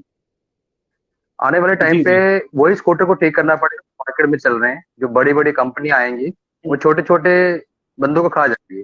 और मैं किसी को बोलूं 10 लाख लगा के गाड़ी बना ले, तो कोई नहीं बनाएगा, रिस्क नहीं लेगा 10 लाख का. आपको पता है. तो मैं ये चाहता हूँ कि 2-व्हीलर पे हम सर फोकस कर सकते. ओला पे जैसे वो कभी खराब होती है, हमारे पास आए तो हम ठीक कर पाए. उसमें क्या है कि सॉफ्टवेयर है, टेक्निकल है, उसके बारे में चाहता हूँ सर. 2-व्हीलर में फोकस करना चाहता हूँ. आपका नाम क्या है? मेरा नाम बलविंदर है. आपका ड्रीम ईवी लिखिए. बलविंदर जी, देखिए मैं आपको ना एक बड़ी कड़वी बात बताऊंगा. अगर मेरी बाइक है, मेरा कस्टमर आपके पास क्यों सर्विस के लिए आए? मैं उसको 5 साल की वारंटी दे रहा हूँ, और अगर एक तार भी खुली मैं वारंटी हटा दूंगा. आप खेल समझ रहे हैं? सर मैं एग्री हूं, पर ओला मैं समझ गया. मैं आ रहा हूँ उसी पॉइंट पे आ रहा हूँ. ओला में क्या कर रहे हैं? ऑलरेडी सर सर्विस नहीं मिल पा रही. नहीं, वही मैं कह रहा हूँ. देखिए इसमें बलविंदर जी, ओला की केस में क्या होता है कि साइड स्टैंड भी हम एक्स्ट्रा लगा देते हैं, तो वारंटी एक्स्ट्रा मानते हैं वो. मैं एग्जैक्टली राहुल जी, मैं उसी बात पे आ रहा हूँ, और बलविंदर जी मैं उसी बात पे आ रहा हूँ कि देखिए कड़वी बात यहाँ पे ये है कि मैं भी अपनी जो गाड़ियां हमारी कंपनी की जाती हैं टाइटपुल की, हमारी एक नट पे अगर खुल जाए ना, मैं कस्टमर की 5 साल की वारंटी खत्म कर देता हूँ. और उससे क्या होता है कि कस्टमर डर जाता है. इवन देखिए हमारे घर के अंदर टीवी है ना, तो मैं 40 किलोमीटर दूर जाके सर्विस सेंटर के अंदर टीवी को रिपेयर करवाऊंगा, मैं नॉर्मल मैकेनिक से नहीं करवाऊंगा. तो इस इंडस्ट्री के अंदर दिक्कत सबसे बड़ी क्या है कि सारे व्हीकल जो है वारंटी के अंदर है, और इसके अंदर हमें पता नहीं कि इसके अंदर एग्जैक्टली क्या है, क्योंकि हर एक का टैग अलग है. देखिए आर्किटेक्चर सेम है, मोटर पता है इसके अंदर क्या है, लेकिन मोटर का कैन, उसका पावर, उसका सिग्नल लेना वो सेम नहीं, और ये कोई भी नहीं बताना चाहता कि हम इसको कैसे बना रहे हैं. अब देखिए जो अगर पेट्रोल की बात करें, 100 साल पुरानी टेक्नोलॉजी, हर एक को पता है कैसे खोलना है. लेकिन अगर हम पर्टिकुलर BMW ऐसी गाड़ियों की बात करें, आपको बहुत ही कम मैकेनिक मिलेंगे जो उस गाड़ी के ऊपर काम करते हैं. तो सेम ईवी इंडस्ट्री भी करंटली है. अगर आपको बाइक बनानी है, आप कहते हैं कि मैं अगर खुद की बाइक बनाता हूँ, 10 लाख रुपए कोई इन्वेस्ट करेगा. देखिए वरिंदर जी, गाड़ी आप बना लेंगे, बाइक आप बना लेंगे, 10 लाख तो बहुत ज्यादा अमाउंट. आप 5 लाख में बना देंगे, 3 लाख में बना देंगे. आपको पता होना चाहिए कि एक बाइक को अगर आपको आईकैट या एआरआई कराना है तो उसकी फीस 2 करोड़ रुपए है उसको पास कराने की, और इन्वेस्टर से 2 करोड़ रुपए लेके पास कराना, कोई इन्वेस्टर आपको 2 करोड़ रुपए पासिंग के नहीं देगा। 25 किलोमीटर के नीचे अगर आप चलाते हैं उस पर आपको कोई कंप्लायंस की जरूरत नहीं है। तो वो इंडस्ट्री आपके लिए बहुत ओपन है। अगर आप दिल्ली के अंदर है तो आपने बाज बाइक सुना होगा, आईआईटी दिल्ली का स्टार्टअप है, उन्होंने 25 डिलीवरी के लिए 25 किलोमीटर पर आवर के नीचे की बाइक्स बनाई हैं जो कि डिलीवरी में यूज होती है, यूलू टाइप की। तो वो इंडस्ट्री बहुत ही अच्छी जिसमें आप बहुत ही अच्छा बना सकते हैं और उसकी जो मोटर आर्किटेक्चर बहुत ही सिंपल है, तो वो इंडस्ट्री बहुत अच्छी है। ठीक है सर, ठीक है। हाँ सर, मेरा क्वेश्चन अभी बाकी है। हाँ अब्दुल्ला, सॉरी आपका क्वेश्चन बाकी है, मैं आपका क्वेश्चन थोड़ा रिपीट करेंगे आप? हाँ वही जो रेट्रोफिटिंग इन हाँ, केस मैं रेट्रोफिटिंग का वही कह रहा। देखिए retrofitting EV is same industry है, तो बस नाम है। अभी तो ईवीफिकेशन भी मैंने कल ही नई टर्म सुनी इसके लिए। तो इसके अंदर आपके किसी भी कंपनी के अंदर आप जाके, बहुत सारी कंपनीज हैं जो कि ईवी पे काम कर रही हैं, 3 व्हीलर बना रहे हैं, 2 व्हीलर बना रहे हैं, architecture is same, you can work on that being as a student. अगर आप कहते हैं कि मैं if I have to go open my startup, don't do this. Industry is not something, you know, अभी बहुत इंडस्ट्री चैलेंजिंग हो चुकी है, 2 व्हीलर भी, 3 व्हीलर, रेट्रोफिटिंग भी आप खोल लेंगे। बट आई टोल्ड यू, जितना मैंने आपको अभी तक बताया, ये जब मैंने शुरू किया था मुझे नहीं पता था, मुझे तो कुछ नहीं पता था कि कंप्लायंसेस क्या होते हैं, आर्किटेक्चर के, तो कर करके सीखा और अभी भी सीख ही रहे हैं। मैं इसलिए कहा कि मैं 10% ही शायद ईवी के बारे में समझता हूँ और जानता हूँ। बहुत बड़ा सब्जेक्ट है।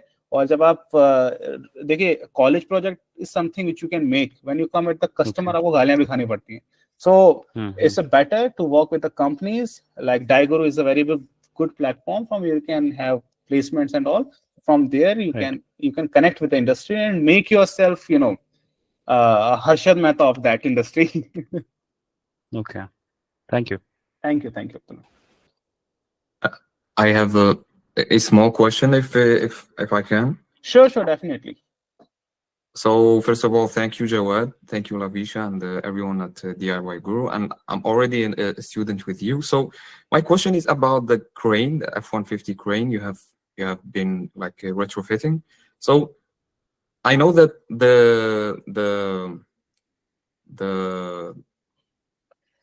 like the compressor needs like the motor, the diesel motor to be all the time on. To feed it, like to feed the hydraulics and stuff. So how did you tackle this? Like how did you deal with this? Do you like plug in the crane all the time to electricity, or do you have like something to deal with this? Sure, thank you, David, for the beautiful question. Thanks. So basically what we do is that, you know, when I said that one motor is running, you know, giving a traction to the whole vehicle, like it is moving the vehicle, and it is also working, lifting the boom also, the compressor hydraulics basically there. So there is one reducer there. When you plug that reducer, it gets disconnected from the tires, like with the powertrain, and it gives power to the boom. And yes, the motor has to run continuously, but there one challenge which came with us is that to run the motor at the exact RPM, because when you lift the load, you need the higher RPM. It's same with the engine also. So for that we have to integrate one electronic device there which sense the load, and as per that it increases the RPM of the motor, and which helps in lifting the weight. Thank you very much. Thank you. Thank you.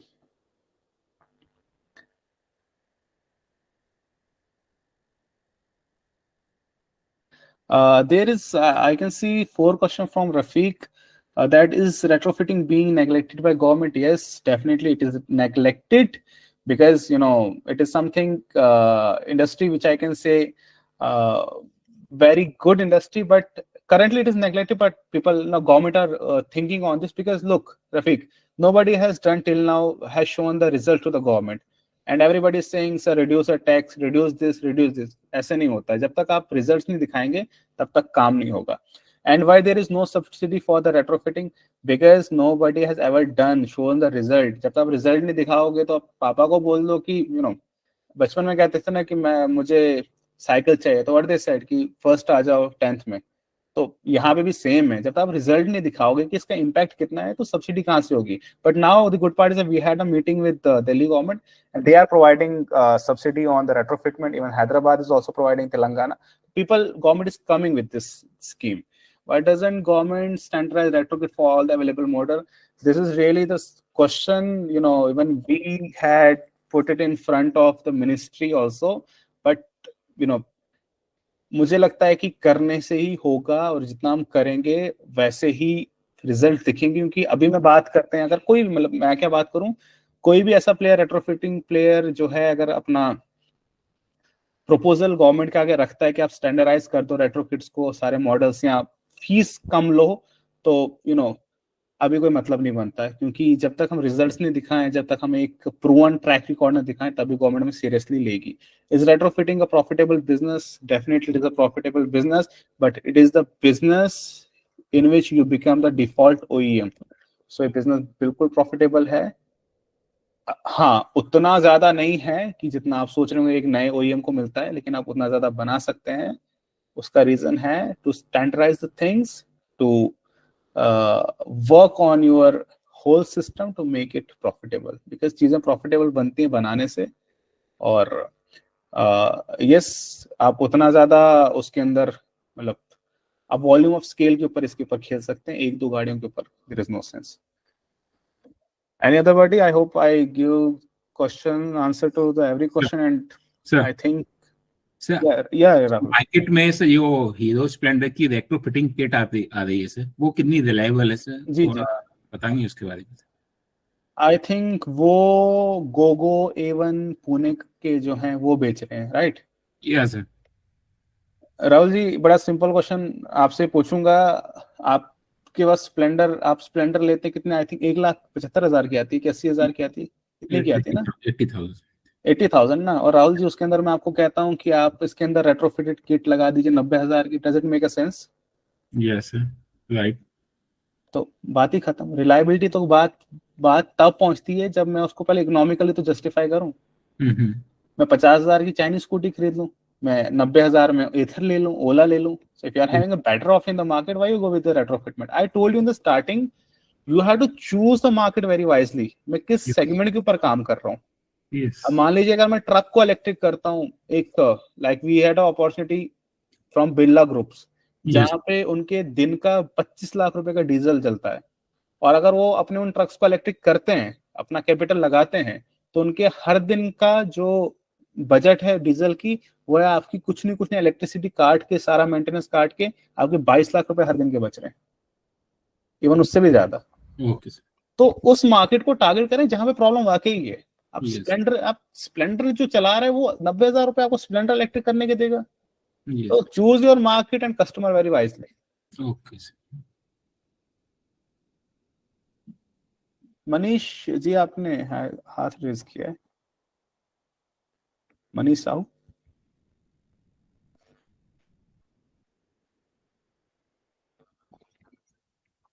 I think Lavisha ji, there is no other person for.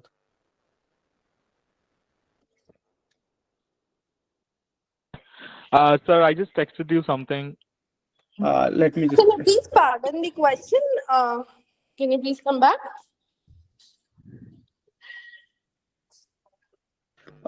Modification that you make to vehicle, but a major how you to apply to make it trusted branding where people feel like. Yes, definitely, Vishnu. It is definitely like modification that you make to vehicles, but a major one. How do you plan to look? Branding. Trustworthy. It always become with your work and with your choice of the components. And brand is not built in a one day. And if I talk about that. We went to that place. There we find the bearing, the experience we were sharing, and we spend our almost 30,000-40,000 rupees on a single person. So that is how you make your brand, how you make your people trustworthy. Because that is our fault. We have not taken care of these things in the starting, in the table. So component is first of all the standard of quality of the material, the quality of the component, and the quality of the approach, even the process you have to define in the starting. And then when your work is in the market, then your action speaks, and then your brand becomes some kind of trustworthy, and people start if Tadpole is getting repeated order every month, I think we are on that way. Yeah. Thank you, sir. Thank you for the session. Thank you, Vishnu.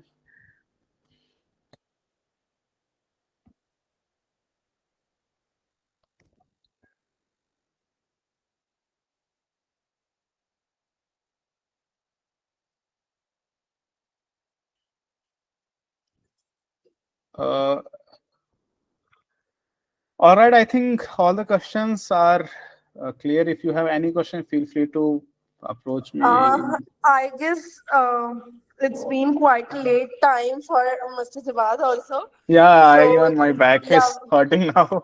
Yes, even our team is working till now. So I guess we should wrap up the session as of now. We'll be definitely planning this once again.